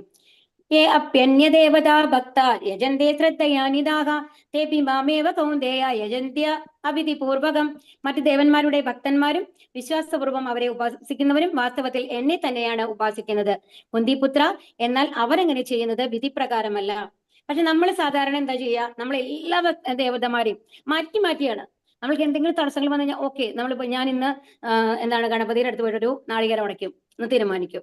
നമ്മൾക്ക് എന്തെങ്കിലും എന്താണ് ഒരു വിവാഹത്തിന്റെ കാര്യങ്ങളോ അങ്ങനത്തെ ഒക്കെ കുറച്ച് തടസ്സങ്ങൾ വരികയാണ്, നടക്കുന്നില്ല എന്നൊക്കെ വന്നു കഴിഞ്ഞാൽ നേരെ പോവും ശിവന്റെ അമ്പലത്തിൽ പോവും, ശിവപാർവതിയുടെ അടുത്ത് അവിടെ എന്തെങ്കിലും ഒരു പൂജ നടത്തും അല്ലെ, ഉമാമഹേശ്വര പൂജ ഞാൻ ഏൽപ്പിച്ചു എന്ന് പറഞ്ഞിട്ട് വരും. അങ്ങനെയൊക്കെ നമ്മൾ ചെയ്യാറുണ്ട്.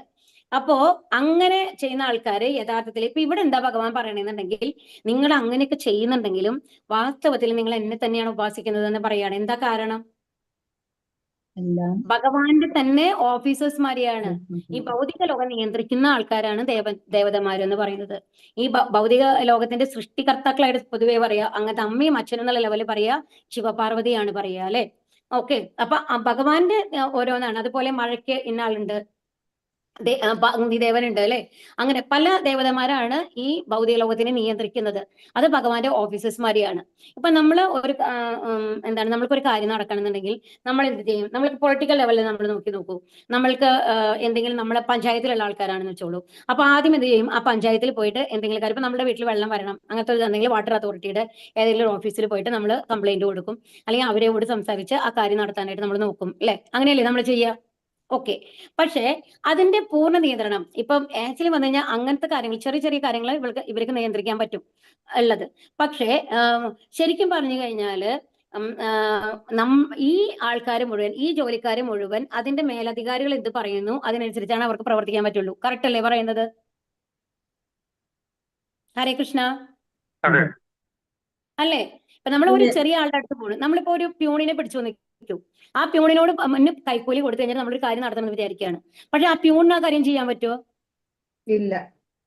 അയാൾ എന്താ അതിന് മേലത്താളെ പിടിക്കും. കറക്റ്റ് അല്ലേ? അതിന് മേലത്താൾ എന്ത് ചെയ്യും? അതിന് മേലത്താളെ പിടിക്കും. കറക്റ്റ് അല്ലേ? അങ്ങനെ. അപ്പം ഏറ്റവും മേലിൽ അധികാരമുള്ള ഒരാൾക്കാണ് അതിന് ഡിസിഷൻ എടുക്കാനുള്ള കഴിവ്. തീരുമാനിക്കുന്നത് ആരാണ്? ഏറ്റവും മേലെ ഇരിക്കുന്ന ആളാണ് അല്ലെ. ഒരു കമ്പനി ആണെങ്കിൽ ആ കമ്പനിയുടെ ഓണറാണ് തീരുമാനിക്കുന്നത്, വേണോ വേണ്ടേ തീരുമാനിക്കുന്നത്. കറക്റ്റ് അല്ലേ? പ്രൈവറ്റ് കമ്പനി ആണെന്നുണ്ടെങ്കിൽ ഏറ്റവും താഴത്തെ ആൾക്കാർ ത്രൂ നമ്മൾ പോയി കഴിഞ്ഞു കഴിഞ്ഞാലും അവസാനം ഡിസിഷൻ എടുക്കുന്ന ആരാണ്? ആ കമ്പനിയുടെ ഓണറാണ്. മനസ്സിലാവുണ്ടോ പറയണത്? അതുപോലെ തന്നെയാണ് നമ്മളിപ്പോ ഗണപതിക്ക് ഒരു നാളികേരം ഉടച്ചു കഴിഞ്ഞാലും ഗണപതി ഭഗവാൻ ആരോട് ചോദിക്കണം? കൃഷ്ണ ഭഗവാനോട് ചോദിക്കണം എന്നാണ്, ഇത് ഞാൻ ഇവർക്ക് കൊടുത്തോട്ടെ ചോദിച്ചാൽ യെസ് കിട്ടിയാൽ മാത്രമാണ് നമുക്ക് ആ സാധനം കിട്ടുള്ളൂ, അല്ലെങ്കിൽ ഇല്ല. മനസ്സിലാവുണ്ടോ പറയണത്? ഇപ്പോ അതാണ് ഇവിടെ പറയുന്നത്. മറ്റ് ദേവന്മാരുടെ ഭക്തന്മാരും വിശ്വാസപൂർവ്വം അവരെ ഉപാസിക്കുന്നവൻ വാസ്തവത്തിൽ എന്നെ തന്നെയാണ് ഉപാസിക്കുന്നത്. കാരണം തീരുമാനം എവിടുന്ന കിട്ടുന്നത്? നമുക്ക് സാങ്ഷൻ എവിടുന്ന കിട്ടുന്നത്? ഭഗവാനിൽ നിന്നാണ് എന്നാണ് ഇവിടെ പറയുന്നത്. കുന്തിപുത്ര, എന്നാൽ അവരെങ്ങനെ ചെയ്യുന്നത് വിധിപ്രകാരം. അപ്പോൾ എനിക്ക് വന്നു കഴിഞ്ഞിട്ട് ഒരു വലിയ കാര്യം നടക്കണം, എനിക്കൊരു ജോലി കിട്ടണം എന്ന് വിചാരിച്ചു. ഡൽഹി ഇതിലാണ് ഞാൻ ടെസ്റ്റ് പാസ്സായിട്ടുണ്ട്, എനിക്ക് ജോലി കിട്ടണം, ആരെങ്കിലും ഇതേമാതിരി പിടിക്കണം. അപ്പൊ നമ്മൾ സ്ഥിരം ചെയ്യുന്ന കാര്യങ്ങളാണ്, അത് പ്രോപ്പർ അല്ല, നമുക്കറിയാം, അവിധിപൂർവ്വമാണ്. അപ്പോൾ അങ്ങനെ ചെയ്യണമെന്നുണ്ടെങ്കിൽ അപ്പൊ നമ്മൾ ആരെങ്കിലും മിനിസ്റ്ററെ പിടിക്കാം ആരൊക്കെ നമ്മൾ വിചാരിക്കും. പക്ഷെ എനിക്ക് നേരിട്ട് പ്രൈം മിനിസ്റ്ററെ നന്നായിട്ട് അറിയാം, പ്രൈം മിനിസ്റ്ററുമായിട്ട് ഞാൻ നല്ല ക്ലോസ് ആണ് ഞാൻ എന്നുണ്ടെങ്കിൽ ഞാൻ ആരുടെ അടുത്തേക്കാ പോവുക? പ്രൈം മിനിസ്റ്ററുടെ അടുത്തേക്കാണ് പോവുക അല്ലേ. അദ്ദേഹം നമ്മുടെ കുടുംബാംഗമാണ്. ഒരു പ്രൈം മിനിസ്റ്റർ നമ്മുടെ കുടുംബാംഗമാണെങ്കിൽ നമ്മൾ നേരെ അവരുടെ അടുത്തേക്കാണ് പോവുക, മറ്റുള്ളവരെ ഇടയിലുള്ള ആരെയും നമ്മൾ എടുക്കില്ല. അപ്പൊ ഇവിടെ എന്താ പറയണെന്നുണ്ടെങ്കിൽ, അപ്പൊ നമ്മളോട് ഭഗവാൻ കൃഷ്ണൻ നമ്മൾ ഓൾറെഡി പറഞ്ഞു കഴിഞ്ഞു, 24 മണിക്കൂർ നമ്മുടെ ഫോൺ നമ്പർ ആരുടെ കയ്യിലുള്ളത്? ഭഗവാന്റെ കയ്യിലാണ്. ഭഗവാൻ നമ്മുടെ എല്ലാ നമ്പറും സേവ് ചെയ്ത് വെച്ചിട്ടുണ്ട്. അതുകൊണ്ട് നമ്മൾക്ക് ഇവിടെ ഇടനിലക്കാരൊന്നും വേണ്ട, നേരിട്ട് ഭഗവാന്റെ അടുത്തേക്ക് പോയാൽ മതി. ഓക്കെ, മനസ്സിലാവുണ്ടോ പറഞ്ഞത്? മനസ്സിലാവുന്നുണ്ട്. ആ അപ്പം ഭഗവാൻ കൃഷ്ണനെ പ്രീതിപ്പെടുത്തി കഴിഞ്ഞു കഴിഞ്ഞാൽ വേറെ ദേവതമാരെ ഒന്നും സെപ്പറേറ്റ് ആയിട്ട് പ്രീതിപ്പെടുത്തേണ്ട കാര്യമില്ല. സംതൃപ്തരായിക്കോളും എന്നാണ് നമ്മൾക്കാണ് തോന്നുന്നത്. അപ്പൊ ശിവഭഗവാൻ എന്താ ചെയ്യാന്നറിയോ? നമ്മൾ എപ്പോഴും പറയാ ഏറ്റവും വേഗത്തിൽ നമ്മൾക്ക് വരം തരാ ശിവദേവനാണ് അത്ര. എന്താ കാരണം എന്നറിയോ? ആർക്കെങ്കിലും പറയാൻ പറ്റുമോ? എന്താ കാരണം എന്നുണ്ടെങ്കിൽ ശിവദേവൻ എപ്പോഴും ആരെയാ ഭജിച്ചുകൊണ്ടിരിക്കുന്നത്? രാമ രാമ രാമ രാമ ഭജിച്ചുകൊണ്ടിരിക്കുകയാണ്. ഓക്കെ, ആ ഭജനത്തില് ബുദ്ധിമുട്ട് വരുന്നത് ഒരിക്കലും അങ്ങേർക്ക് ഇഷ്ടമല്ല, ആ ദേവന് ഇഷ്ടമല്ല. അതുകൊണ്ട് ആര് വന്ന് എന്ത് വരം ചോദിച്ചാൽ അപ്പോഴേ കൊടുക്കും, വേഗം തന്നെ പോകൂലോ എന്നും പറഞ്ഞിട്ട് വേഗം പ്രസാദിക്കും. ശല്യപ്പെടുത്താൻ പാടില്ല, ആ ഭജനത്തിന് മുടക്കം വരാൻ പാടില്ല എന്നുള്ളതാണ്. ഓക്കെ, അതുകൊണ്ടാണ് ഇത്രയും കാരുണ്യവാനായിട്ട് ശിവൻ ഇരിക്കുന്നത് എന്നാണ് പറയുന്നത്. കാരണം അത്രയും പോലും. അപ്പോ ഒരാള് കൃഷ്ണഭക്തനായി കഴിഞ്ഞാൽ ഏറ്റവും കൂടുതൽ സന്തോഷിക്കുക ആരാണ്? ഒരു ശിവനാണ്. ഒരു ശിവഭക്തൻ കൃഷ്ണന്റെ ഭക്തനായി മാറിക്കഴിഞ്ഞാല് ഏറ്റവും കൂടുതൽ സന്തോഷിക്കുക ശിവനാണെന്നാണ് പറയുന്നത്. കാരണം അവര് ഇപ്പോഴെങ്കിലും ലെവലിലേക്ക് എത്തി എന്നുള്ള അങ്ങനെ വിചാരിക്കും ഇത്രേ. അപ്പൊ നമ്മളാണ് വിചാരിക്കുന്നത് നമ്മുടെ ഉപാസനാമൂർത്തികളെ മാറ്റി നമ്മൾ കൃഷ്ണനോട് പ്രാർത്ഥിച്ചു, അതുകൊണ്ട് നമ്മൾക്ക് എന്തെങ്കിലും ദോഷം, ഒരിക്കലും ഒരു ദോഷവും വരില്ല. എല്ലാവരും കൃഷ്ണഭക്തന്മാരാണ് എന്ന് മനസ്സിലാക്കണം. എല്ലാവരും വൈഷ്ണവരാണ്, ദേവന്മാരെല്ലാവരും. യാന്തി ദേവവ്രതാ ദേവാൻ പിതൃയാന്തി പിതൃവ്രതാഹ ഭൂതാനി യാന്തി ഭൂതേച്ഛ യാന്തി മദ്യാജിനോപ്യമ. ദേവന്മാരെ ആരാധിക്കുന്നവർ ദേവന്മാരോടൊപ്പം ജനിക്കും, പിതൃപൂജകർ പിതൃക്കളോടൊപ്പം ജനിക്കും, ഭൂതപ്രേതാദികളെ ഉപാസിക്കുന്നവരാവട്ടെ അവരോടൊപ്പമാവും ജനിക്കുക. എന്നെ ആരാധിക്കുന്ന ഭക്തർ എന്നോടൊപ്പം ജീവിക്കും. അപ്പൊ ഭഗവാൻ എന്താ പറയുന്നത്? ദേവന്മാരെ ആരാധിക്കുന്നവർ ദേവന്മാരുടെ ലോകത്ത്, ശിവലോകത്താണെങ്കിൽ ഒരാൾ ശിവലോകത്ത് പോവാം, ഗണപതിയുടെ ലോകത്ത് പോവാം, എല്ലാവർക്കും തനി തനി ലോകങ്ങളാണ്. അല്ലെങ്കിൽ ദുർഗാദേവിയുടെ ലോകത്ത് പോവാം. അപ്പൊ അങ്ങനെ അവരൊക്കെ അവരവരുടെ ലോകത്താണ് പോവുക. പക്ഷെ ഭഗവാനെ ആരാധിക്കുന്നവരോ ഭഗവാന്റെ ലോകത്ത് പോകും. പക്ഷെ ഭഗവാന്റെ ലോകത്ത് പോയാൽ മാത്രം എന്താ ഗുണം? ഇനിയൊരു ജന്മമില്ല. പിന്നെ നമ്മൾ ജനിക്കേണ്ട, മറ്റേ ഏത് ലോകത്ത് പോയാലും നമ്മൾ തിരിച്ചു വരണം. അതാണ് കേട്ടോ. ഇനി അടുത്തത് ഇതും അതിനേക്കാളും ഇമ്പോർട്ടന്റ് ആയിട്ടുള്ള ഒരു ശ്ലോകമാണ്. പത്രം പുഷ്പം ഫലം തോയം യോമേ ഭക്ത്യാ പ്രയച്ഛതി തദഹം ഭക്ത്യുപഹൃത അസ്നാമി പ്രയതാത്മനഃ. സ്നേഹത്തോടും ഭക്തിയോടും കൂടി ഒരാൾ എനിക്ക് അർപ്പിക്കുന്നത് എന്തും, ഇലയോ പൂവോ ഫലമോ ജലമോ ആകട്ടെ, ഞാൻ അത് സ്വീകരിക്കും. അപ്പൊ ഭഗവാൻ നമ്മളോട് എന്താ ചോദിക്കുന്നത്? എനിക്കൊരു വലിയ സ്വർണ്ണ കിരീടം വേണം, അല്ലെങ്കിൽ ആ കാര്യം വേണം, ഈ കാര്യം വേണം എന്നൊന്നും ഭഗവാൻ നമ്മളോട് ചോദിക്കുന്നില്ല. ഭഗവാൻ നമ്മളോട് എന്താ ചോദിക്കുന്നത്? എനിക്ക് വേണ്ടി ചെയ്യാൻ പറയുന്നത് എന്താ? തനിക്ക് വേണ്ടിയിട്ട് പത്രം പുഷ്പം ഫലം തോന്നി, ഒരു തുളസി ഇല. ഇവിടെ പത്രം എന്ന് ഉദ്ദേശിച്ച് തുളസിയുടെ ഇലയാണ് കേട്ടോ. ഒരു തുളസി ഇല, അല്ലെങ്കിൽ ഒരു പുഷ്പം എന്തെങ്കിലും ആവട്ടെ, അല്ലെങ്കിൽ ഒരു ഫലം, ഒരു പഴവും എന്തെങ്കിലും മതി. തോയം ഇതൊന്നുമില്ലെങ്കിലോ വെള്ളം, തുളസി ഇല ഇട്ടിട്ട് കുറച്ച് വെള്ളം, അത്രയെങ്കിലും എനിക്ക് വേണ്ടി ചെയ്യുക എന്ന് പറയാണ് ഭഗവാൻ. അതെങ്കിലും നമ്മൾ ചെയ്യണ്ടേ? ശരിക്കും ഭഗവാൻ വേണ്ടി ഇത്രയും കാരുണ്യവാനായിട്ടുള്ള നമ്മളുടെ ഇത്രയും എല്ലാ തെറ്റുകളും പുറത്തുകൊണ്ട് നമ്മുടെ ഉള്ളിൽ പരമാത്മാവായിട്ട് നമ്മുടെ കൂടെ സാക്ഷിയായിട്ട് ഓരോ കാര്യത്തിലും നമ്മുടെ കൂടെ നിൽക്കുന്ന ഭഗവാന് വേണ്ടിയിട്ട് അതെങ്കിലും നമ്മൾ ചെയ്യേണ്ടതല്ലേ? സ്നേഹത്തോടും ഭക്തിയോടും കൂടി എനിക്ക് അർപ്പിക്കുന്നത് എന്തും, ഇലയോ പൂവോ ഫലമോ ജലമോ ആകട്ടെ, ഞാൻ അത് സ്വീകരിക്കും എന്നാണ് പറയുന്നത് ഭഗവാൻ. എങ്ങനെ കൊടുക്കണം? ഭക്തിയോട് കൂടിയിട്ട് കൊടുക്കണം. ഒരു ഇലയായാലും മതി. എന്ന് വെച്ച് എനിക്ക് നല്ല പൈസയുണ്ട്, ഭഗവാൻ പറഞ്ഞ ഒരു ഇല കൊടുത്താൽ മതി, അപ്പൊ ഒരു തുളസിയുടെ ഇല മാത്രം കൊടുക്കാന്ന് അങ്ങനെ വിചാരിക്കരുത് കേട്ടോ. നമ്മൾക്ക് കഴിയുന്നത് അനുസരിച്ച് നമുക്ക് എത്ര വേണമെങ്കിൽ ഭഗവാൻ എന്തും ഉണ്ടാക്കി കൊടുക്കാം. ഒരു സ്വീറ്റ്, ഒരു പായസം ഉണ്ടാക്കി കൊടുക്കാം, ഒരു കേസരി ഉണ്ടാക്കി കൊടുക്കാം. ഇപ്പൊ പൊതുവെ നോൺ വെജ് കഴിക്കുന്ന കുട്ടികളാണെന്നുണ്ടെങ്കിൽ ഇതൊക്കെ ഭഗവാന് വേണ്ടി ചെയ്തു കൊടുക്കാലോ നമ്മൾക്ക്, അല്ലേ? ഒരു ദിവസം ഒരു പായസം എന്തെങ്കിലും ഉണ്ടാക്കി കൊടുക്കാം. ഒന്നുമില്ല എന്നുണ്ടെങ്കിൽ എന്തെങ്കിലും കുറച്ച് കൽക്കണ്ടെങ്കിലും ഡെയിലി. ഭഗവാന് മധുരം ഭയങ്കര ഇഷ്ടമാണ്, അല്ലെ? അപ്പൊ അതുകൊണ്ട് കുറച്ച് കൽക്കണ്ടം ഭഗവാന് വേണ്ടിയിട്ട് പൂജാ റൂമിൽ എവിടെയാണ് ഭഗവാന്റെ ഫോട്ടോ വെച്ചേക്കണെന്നുണ്ടെങ്കിൽ അതിന്റെ അടുത്ത് വെച്ച് കഴിഞ്ഞാൽ ഡെയിലി കുറച്ച് വെക്കുക. എന്നിട്ടാണ് നമ്മൾ പ്രസാദമായിട്ട് സ്വീകരിക്കുക. അതിലൊരു തുളസിയുടെ ഇല ഇടണമെന്ന് മാത്രം. തുളസിയുടെ ഇല ഇട്ടാലാണ് ഭഗവാൻ സ്വീകരിക്കുക എന്ന് പറയും കേട്ടോ. യത് കരോഷി യദശ്നാസി യജ്ജുഹോഷി ദദാസി യത് തപസ്യസ്യ കൗന്ദേയ തത്പുരുഷമതർപ്പണം. നീ എന്ത് ചെയ്യുന്നുവോ, എന്ത് നിവേദിക്കുന്നുവോ, ഭക്ഷിക്കുന്നുവോ, എന്ത് ദാനം ചെയ്യുന്നുവോ, എന്ത് തപശ്ചര്യകൾ അനുഷ്ഠിക്കുന്നുവോ കുന്തിപുത്ര, അതെല്ലാം എനിക്കായി അർപ്പിച്ച് ചെയ്യുക. അപ്പൊ ഭഗവാൻ ഇവിടെ എന്താ പറയുന്നത്? അപ്പൊ എങ്ങനെ ചെയ്യണം? നമ്മളോട് പറഞ്ഞു പത്രം പുഷ്പം ഫലം ചോയം നമ്മൾക്ക് എന്തെങ്കിലും എനിക്ക് സമർപ്പിക്കുമെന്ന്. അപ്പൊ എന്താ പറയുന്നത്? അപ്പൊ എന്ത് ചെയ്യുമ്പോഴും എന്ത് ചെയ്യണം? ഭഗവാന്റെ ഒരു സ്മരണ ഉണ്ടാവണം. എന്ത് നിവേദിക്കുന്നുവോ അപ്പൊ അത് ഭഗവാനോട് സ്നേഹപൂർവ്വം നമ്മൾ കൊടുക്കുക. ഒരു തുളസിയിലെങ്കിലും കുഴപ്പമില്ല, ഭഗവാൻ ഇന്ന് ഞാൻ ഇത്രയേ ഉള്ളൂ കേട്ടോ, ഞാൻ ഭഗവാൻ വെക്കുകയാണ് എല്ലാ ഒരു ഇതോട് കൂടിയിട്ട് സ്വീകരിക്കണം. പറയും എനിക്ക് അതിനുള്ള യോഗ്യതയൊന്നുമില്ല തരാനായിട്ട്, എന്നാലും ഞാൻ തരാണ്, സ്വീകരിക്കണം എന്ന് പറഞ്ഞിട്ട് കൊടുക്കണം. അപ്പൊ ഭക്ഷിക്കുന്നുവോ, എന്ത് ദാനം ചെയ്യുന്നുവോ, എന്ത് ഭക്ഷണം കഴിക്കുമ്പോഴും ഭഗവാന് സമർപ്പിച്ചിട്ട് നമ്മൾ കഴിക്കണം എന്നാണ്. അപ്പൊ ഇസ്കോളിലാണെങ്കിൽ നമ്മൾ അതിനു മുമ്പ് നമ്മൾ നാമം ചൊല്ലും, മഹാപ്രസാദേ ഗോവിന്ദേ എന്ന് പറഞ്ഞൊരു ശ്ലോകം ഉണ്ട്, എല്ലാം ഭഗവാന് സമർപ്പിക്കുന്ന മാതിരി. അപ്പൊ അങ്ങനെ അപ്പൊ എന്ത് ഭക്ഷിക്കുന്നതിന് മുമ്പ് നമ്മളത് ഭഗവാനെ മനസ്സിൽ പ്രാർത്ഥിക്കുക. ഭഗവാനെ ഞാൻ അങ്ങേക്ക് സമർപ്പിക്കുന്നു വിചാരിച്ചിട്ട് ഇപ്പോ എന്നിട്ട് നമ്മൾ കഴിക്കുക.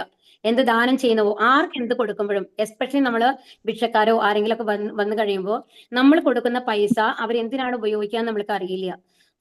അവരത് കുടിക്കാൻ ഉപയോഗിക്കാം അല്ലെ, അപ്പൊ അങ്ങനത്തെ കാര്യങ്ങൾ ചീത്ത കാര്യങ്ങൾക്ക് വേണ്ടി ഉപയോഗിക്കാം. അപ്പൊ അതുകൊണ്ട് അപ്പൊ അതിന്റെ ദോഷം നമ്മൾക്കാണ് വരിക എന്നാണ് അതിന്റെ അർത്ഥം. അപ്പൊ അതിനെന്ത് ചെയ്യണമെന്നുണ്ടെങ്കിൽ ഒരു ഭിക്ഷക്കാരന് കൊടുക്കുകയാണെന്നുണ്ടെങ്കിലും ആർക്ക് എന്ത് ദാനം ചെയ്യുകയാണെങ്കിലും നമ്മളുടെ ഭഗവാന് നമ്മൾ ഒരു ഫോട്ടോ ഏതെങ്കിലും വെച്ചിട്ടുണ്ടാവും അല്ലേ, അപ്പൊ ആ ഫോട്ടോന്റെ മുമ്പിൽ ഭഗവാന് വേണ്ടിയിട്ട് അത് സമർപ്പിക്കുക. ആദ്യം തന്നെ പൈസ നമ്മൾ കയ്യിൽ ലിക്വിഡ് കാഷ് ആണെങ്കിൽ നമ്മൾ അങ്ങനെ കയ്യിലെടുത്ത് കൊടുക്കുകയാണെങ്കിൽ എന്നിട്ട് അത് കൊടുക്കുക. ഭഗവാനോട് പറയുക, ഭഗവാനെ എനിക്കറിയില്ല എന്തിനാണ് അവർ ഉപയോഗിക്കുക എന്നുള്ളത്, ഞാൻ കൊടുക്കുകയാണ്, അങ്ങേ സാക്ഷി നിർത്തി കൊടുക്കുകയാണ്, അങ്ങ് ഏറ്റെടുത്തോളണം എന്ന് പറഞ്ഞ് പ്രാർത്ഥിച്ചിട്ട് നമ്മൾ കൊടുക്കുക. അപ്പൊ അതിന്റെ ദോഷങ്ങൾ നമ്മൾക്ക് വരില്ല എന്നാണ് പറയുന്നത്. എന്ത് തപശ്ചര്യകൾ അനുഷ്ഠിക്കുന്നു, ഓരോ ഏകാദശി നോൽക്കുന്നു, അങ്ങനത്തെ വ്രതങ്ങളൊക്കെ നമ്മൾ എടുക്കാറില്ലേ, അതെല്ലാം ഭഗവാന് വേണ്ടി സമർപ്പിച്ച് ചെയ്യുക എന്നുള്ളതാണ്. അപ്പൊ നമ്മളുടെ ഓരോ പ്രവൃത്തികളിലും ആരെ കൊണ്ടുവരണം? ഭഗവാനെ കൊണ്ടുവരണം എന്നാണ് ഇവിടെ പറയുന്നത് കേട്ടോ. സമൂഹം സർവഭൂതേഷു നമേദേഷ്യോസ്തി ന പ്രിയഃ ഹേ ഭജന്തി തുമാം ഭക്ത്യാ മയീ തേ തേഷു ചാപ്യഹം. എനിക്ക് ആരോടും അസൂയയില്ല, പക്ഷപാതമില്ല, എല്ലാറ്റിനോടും സമഭാവനയാണ് എനിക്കുള്ളത്. പക്ഷെ ഭക്തി പുരുഷരം ആരാണോ എന്നെ സേവിക്കുന്നത് അയാൾ എന്റെ സുഹൃത്തും ഞാൻ അയാളുടെ സുഹൃത്തുമാണ്, അവൻ എന്നിൽ അധിവസിക്കുന്നു. അപ്പൊ ഇതിനു മുമ്പ് ഭഗവാൻ പറഞ്ഞു, ഞാൻ വൈകുണ്ഠത്തിലല്ല, ഗോലോക വൃന്ദാവനത്തിലൊന്നുമല്ല ഞാൻ ജീവിക്കുന്നത്. എവിടെയാണെന്നാ പറഞ്ഞത്? ഭക്തന്മാരുടെ മനസ്സിൽ. മനസ്സില് അല്ലേ, ഒരു ഭക്തന്റെ മനസ്സിലാണ് ഞാനുള്ളത് എന്ന് ഭഗവാൻ പറഞ്ഞു അല്ലേ. അപ്പൊ ഇവിടെ എന്താ പറയുന്നത് ഭഗവാൻ? എനിക്ക് ആരോടും അസൂയയില്ല, പക്ഷപാതമില്ല, നിങ്ങളുടെ കർമ്മങ്ങൾക്ക് അനുസരിച്ചുള്ള ഫലങ്ങളാണ് നിങ്ങൾക്ക് ലഭിക്കുന്നത്, എല്ലാവരോടും സമഭാവനയാണുള്ളത്. പക്ഷെ ഭക്തി പുരുഷന്മാരാണോ എന്നെ സേവിക്കുന്നത്? നമ്മൾക്കായാലും 2 മക്കള് വലിയ മക്കളാണെന്ന് വെച്ചോളൂ, 2 പേര് ജോലിയായി അവർ ഫാമിലിയൊക്കെ ആയി കഴിഞ്ഞു. ഒരാൾ വന്നു കഴിഞ്ഞിട്ട് എല്ലാതും ഇപ്പൊ അച്ഛനും അമ്മയും വയസ്സായ അച്ഛനും അമ്മയാണ്. അപ്പൊ അവര് വന്നിട്ട് ഡെയിലി വന്നിട്ട് ഒരു മകൻ വന്ന് ഡെയിലി ചോദിക്കും, എന്തെങ്കിലും അസുഖം ഉണ്ടോ, ഡോക്ടറെ അടുത്ത് കൊണ്ടുപോകണോ, എന്തെങ്കിലും ഫ്രൂട്ട്സ് ഒക്കെ വാങ്ങി കൊണ്ടുവന്ന് കൊടുക്കും, അങ്ങനെ നോക്കുന്നു. ഒരാൾ തിരിഞ്ഞേ നോക്കുന്നില്ല എന്ന് വെച്ചാൽ നമ്മൾ ഫോൺ വിളിച്ചാലും ഫോൺ എടുക്കില്ല. ആരോടാണ് നമ്മൾക്ക് അറ്റാച്ച്മെന്റ് ഉണ്ടാവുക? എന്നും നമ്മളെ നോക്കുന്ന മക്കളോടാണ് അല്ലെ. അതാണ്. അപ്പൊ അതാണ് ഇവിടെ പറയുന്നത്. അപ്പം എന്നെ തിരിഞ്ഞു നോക്കുന്ന ആൾക്കാരോടെക്കാളും കൂടുതൽ ഭക്തിപരസനം എന്നെ സേവിക്കുന്ന ആൾക്കാരോട് എനിക്ക് കുറച്ച് ഇഷ്ടം കൂടും എന്ന്. എന്നെ സേവിക്കുന്നത് അയാൾ എന്ന് വെച്ച് കഴിഞ്ഞിട്ട് ആ അച്ഛനും അമ്മയ്ക്കും മൂത്ത മോനെ ഇഷ്ടമല്ല എന്ന് പറയാൻ പറ്റും. 2ാമത്തെ മോനാണ് നോക്കുന്നത്, മൂത്ത മോനെ ഇഷ്ടമല്ല എന്ന് പറയാൻ പറ്റുമോ? പറ്റില്ല. പറ്റില്ല. അച്ഛനും അമ്മയ്ക്ക് 2 മക്കളും ഒരേമാതിരി തന്നെ ആയിരിക്കും. എന്നാലും ഡെയിലി വരുന്ന ആ കുട്ടിയോട് ഒരു വാത്സല്യം കൂടുതൽ തോന്നും അല്ലെ, നമ്മുടെ കാര്യങ്ങളൊക്കെ നോക്കുന്ന ആൾക്കാരോട്. പക്ഷെ ഭക്തി പുരുഷരം ആരാണോ എന്നെ സേവിക്കുന്നത് അയാൾ എന്റെ സുഹൃത്തും ഞാൻ അയാളുടെ സുഹൃത്തുമാണ്, അവൻ എന്നിൽ അധിവസിക്കുന്നു. അപ്പൊ എപ്പോ നമ്മൾ ഭഗവാന്റെ നാമം ചെല്ലാൻ തുടങ്ങണോ അപ്പൊ ഭഗവാന്റെ ഉള്ളിൽ നമ്മൾ വരും. നമ്മളുടെ ഉള്ളിൽ ഭഗവാൻ വരുന്നതിനേക്കാൾ മുമ്പ് തന്നെ ആരുടെ ഉള്ളിൽ നമ്മൾ വരും? ഭഗവാന്റെ ഉള്ളിൽ നമ്മൾ വരും. അതാണ് വേണ്ടത്. മനസ്സിലാവുണ്ടോ? സുദുരാചാരോ അഭജതേ മാമനന്യഭ സാധുരേവ സമന്തവ്യ സമൃത് വ്യവസിതോ ഹി സഖ. ഒരാൾ അത്യന്തം ഹീനമായ ഒരു ദുഷ്കർമ്മം ചെയ്താൽ പോലും ഭക്തിപൂർവ്വം ഭഗവത് സേവനത്തിൽ ഏർപ്പെടുന്ന പക്ഷം അയാളെ സാധു എന്ന് കരുതണം. കാരണം തന്റെ ദൃഢവിശ്വാസത്തിൽ അദ്ദേഹം ശരിയായി വർത്തിക്കുന്നു. അപ്പൊ ഇവിടെ എന്താ പറയുന്നുണ്ടെങ്കിൽ ചില ആൾക്കാർ അത്രയും ചീത്ത കാര്യങ്ങൾ ചെയ്ത ആളായിരിക്കും. നമ്മൾ ഇന്നലെ മൃഗാരിയുടെ കാര്യം പറഞ്ഞു അല്ലെ. എന്താണ് പറഞ്ഞത്? പകുതി ജീവനിലെ ആൾക്കാരെ കൊന്നിടുന്ന ഒരാളായിരുന്നു. ഓക്കെ. അപ്പൊ എന്നിട്ട് പോലും നാരദരുടെ ഉപദേശം അനുസരിച്ച് ഒരു ഭക്തനായി കഴിഞ്ഞ് കഴിഞ്ഞപ്പോ അവിടുത്തെ ആൾക്കാർക്ക് എന്താ ചെയ്തേ? അയാൾക്ക് വന്നു കഴിഞ്ഞ് കഴിഞ്ഞിട്ട് ഭക്ഷണമൊക്കെ കൊണ്ടുവന്ന് കൊടുത്തു അല്ലെ, അയാളുടെ കാര്യങ്ങൾ മുഴുവൻ നോക്കാൻ തുടങ്ങി. അപ്പൊ ഒരു ഭക്തനാവും. അപ്പൊ ഇവിടെ എന്താ പറയുന്നുണ്ടെങ്കിൽ ഹീനമായിട്ടുള്ള കർമ്മങ്ങൾ ചെയ്യുന്ന ഒരാളാണെങ്കിൽ കൂടി അയാൾ ഒരു ഭഗവത് ഭക്തനായി കഴിഞ്ഞു കഴിഞ്ഞാൽ അയാളെ നമ്മൾ ബഹുമാനിക്കണം എന്നാണ് പറയുന്നത് കേട്ടോ. കഴിഞ്ഞ കാര്യങ്ങളെ ഓർത്ത് അയാളെ പുച്ഛിക്കാൻ പാടില്ല എന്നാണ്. ക്ഷിപ്രം ഭവതി ധർമാത്മാ ശശ്വശാന്തിം നിഗച്ഛതി കൗന്ദേയ പ്രതിജാനീഹി നമേ ഭക്ത പ്രണശ്യതി. അവൻ വേഗത്തിൽ ധാർമ്മികനായി തീർന്ന ശാശ്വതമായ ശാന്തി നേടുന്നു, എന്റെ ഭക്തന് ഒരിക്കലും നാശം സംഭവിക്കുന്നില്ല എന്ന് കുന്തിപുത്ര ഉറപ്പിച്ച് പ്രഖ്യാപിക്കൂ. അപ്പൊ ഇവിടെ ഏറ്റവും ഇമ്പോർട്ടന്റ് ആയിട്ടുള്ള ഒരു ശ്ലോകമാണ് കേട്ടോ. എന്താണ് പറയുന്നത് എന്നുണ്ടെങ്കിൽ ഇവിടെ ഭഗവാൻ എന്താ പറയുക, അതിന്റെ അവസാനത്തെ ഭാഗം മാത്രം ഒന്ന് നോക്കൂ. ഇത് കുറച്ച് വലിയ ചാപ്റ്റർ ആണ്, ഒരു 3-4 മിനിറ്റും കൂടി കേട്ടോ. എന്റെ ഭക്തന് ഒരിക്കലും നാശം സംഭവിക്കുന്നില്ല എന്ന് കുന്തിപുത്ര ഉറപ്പിച്ച് പ്രഖ്യാപിക്കൂ. എന്തുകൊണ്ടാണ് ഭഗവാൻ അർജുനനോട് പറയുന്നത് പ്രഖ്യാപിക്കാൻ? അർജുൻ ശുദ്ധ ഭക്തനാണ് അല്ലെ. തന്റെ ഭക്തന്മാര് പറയുന്നതാണ് ഭഗവാൻ ഏറ്റവും ഇഷ്ടം.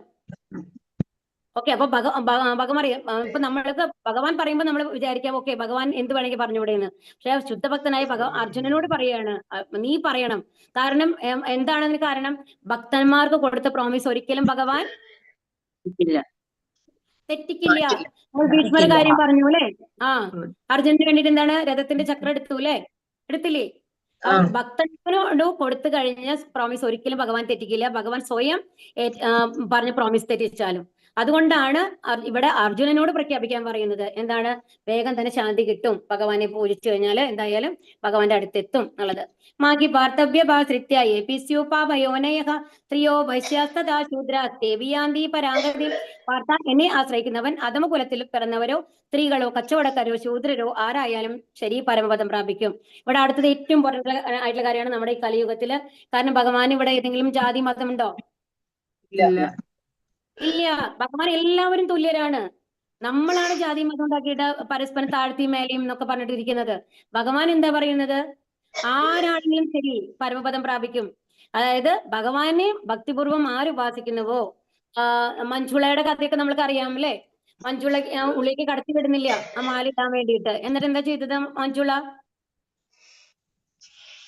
മഞ്ജുള ചെയ്തേ ആലിന്റെ അവിടെ, അവിടെ ആലിന്റെ അവിടെയാണ് ഇടാൻ പറയുന്നത് അല്ലേ?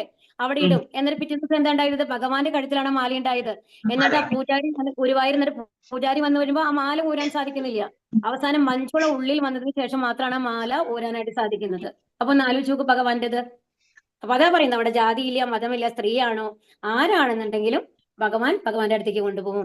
ഇതാണ് അവസാനത്തെ ശ്ലോകം. അത് ഏറ്റവും ഇമ്പോർട്ടന്റ് ആയിട്ടുള്ള ശ്ലോകമാണ്. ഇത് നമ്മൾ ബൈഹാർട്ട് ചെയ്യേണ്ട ശ്ലോകമാണ് കേട്ടോ. മന്മനാഭവം മദ്ഭക്തോ മദ്യാജീമാം നമസ്കുരു മാമേ വൈഷ്യതി യുക്തൈവം ആത്മാനം മത്പരായണക. എന്നിൽ മനസ്സുറപ്പിക്കുക, ഭക്തനാവുക, എന്നെ ആരാധിക്കുകയും പ്രണമിക്കുകയും ചെയ്യുക. എന്നിൽ തന്നെ പൂർണ്ണമായി മുഴുകിയിരിക്കുന്നത് കൊണ്ട് നീ തീർച്ചയായും എന്നെ പ്രാപിക്കും. അപ്പൊ ഇവിടെ എന്താ പറയുന്നത്? മന്മനാഭവ മദ്ഭക്തോ, എന്താ പറയുന്നത്? എന്റെ ഭക്തനായി തീരുക. എന്ത് ചെയ്യണം? എന്നിൽ മനസ്സിൽ ഉറപ്പിക്കണം. എപ്പോഴും ആര് സ്മരണയുണ്ടാവണം മനസ്സില്? ഭഗവാൻ സ്മരണയുണ്ടാവണം. എന്ത് ചെയ്യണം? ഭഗവാനെ ആരാധിക്കുക, ഭഗവാന്റെ മുമ്പിൽ പ്രണമിക്കുക. അതാണ് നമ്മൾ തന്നെ കൊല്ലുകയാണ്, നമ്മൾ വലിയ ആൾക്കാരാണെന്നുള്ള ബോധം നമ്മളെ ഉള്ളിൽ നിന്ന് പോകണം. അതുകൊണ്ടാണ് ഹരേ കൃഷ്ണ കൃഷ്ണ കൃഷ്ണ ഹരേ ഹരേ എന്ന് പറയുമ്പോൾ നമ്മൾ എപ്പോഴും കൈമേലയ്ക്ക് ഞാൻ ആരുമല്ല, എല്ലാം ഭഗവാനെ അങ്ങേക്ക് സമർപ്പിക്കുന്നു എന്നുള്ള ആ ഒരു മനോഭാവത്തോട് കൂടിയിട്ട് വേണം ഭഗവാനെ എപ്പോഴും മനസ്സിൽ കൊണ്ടുവരാനായിട്ട്. അപ്പൊ എപ്പോഴും പൂർണ്ണമായിട്ട് ഭഗവാനിൽ മുഴുകി കഴിഞ്ഞാൽ എവിടെ എത്താൻ പറ്റും? ഭഗവാന്റെ അടുത്ത് എത്താനായിട്ട് സാധിക്കും. ഹരേ കൃഷ്ണ കൃഷ്ണ കൃഷ്ണ ഹരേ ഹരേ, ഹരേ രാമ രാമ രാമ ഹരേ ഹരേ. ഹരേ കൃഷ്ണ. വാഞ്ചാകൽപതരുഭ്യശ്ച കൃപാ സിന്ധുഭ്യോ പതിതാനാം പാവനേഭ്യോ വൈഷ്ണവേഭ്യോ നമോ നമഃ. ആനന്ദകോടി വൈഷ്ണവൃന്ദ കി ജയ്, പ്രഭുപാദ കി ജയ്, ഗുരു മഹാരാജ് കി ജയ്, ഗൗര പ്രേമാനന്ദേ ഹരി ഹരി ബോൽ. ഹരേ കൃഷ്ണ.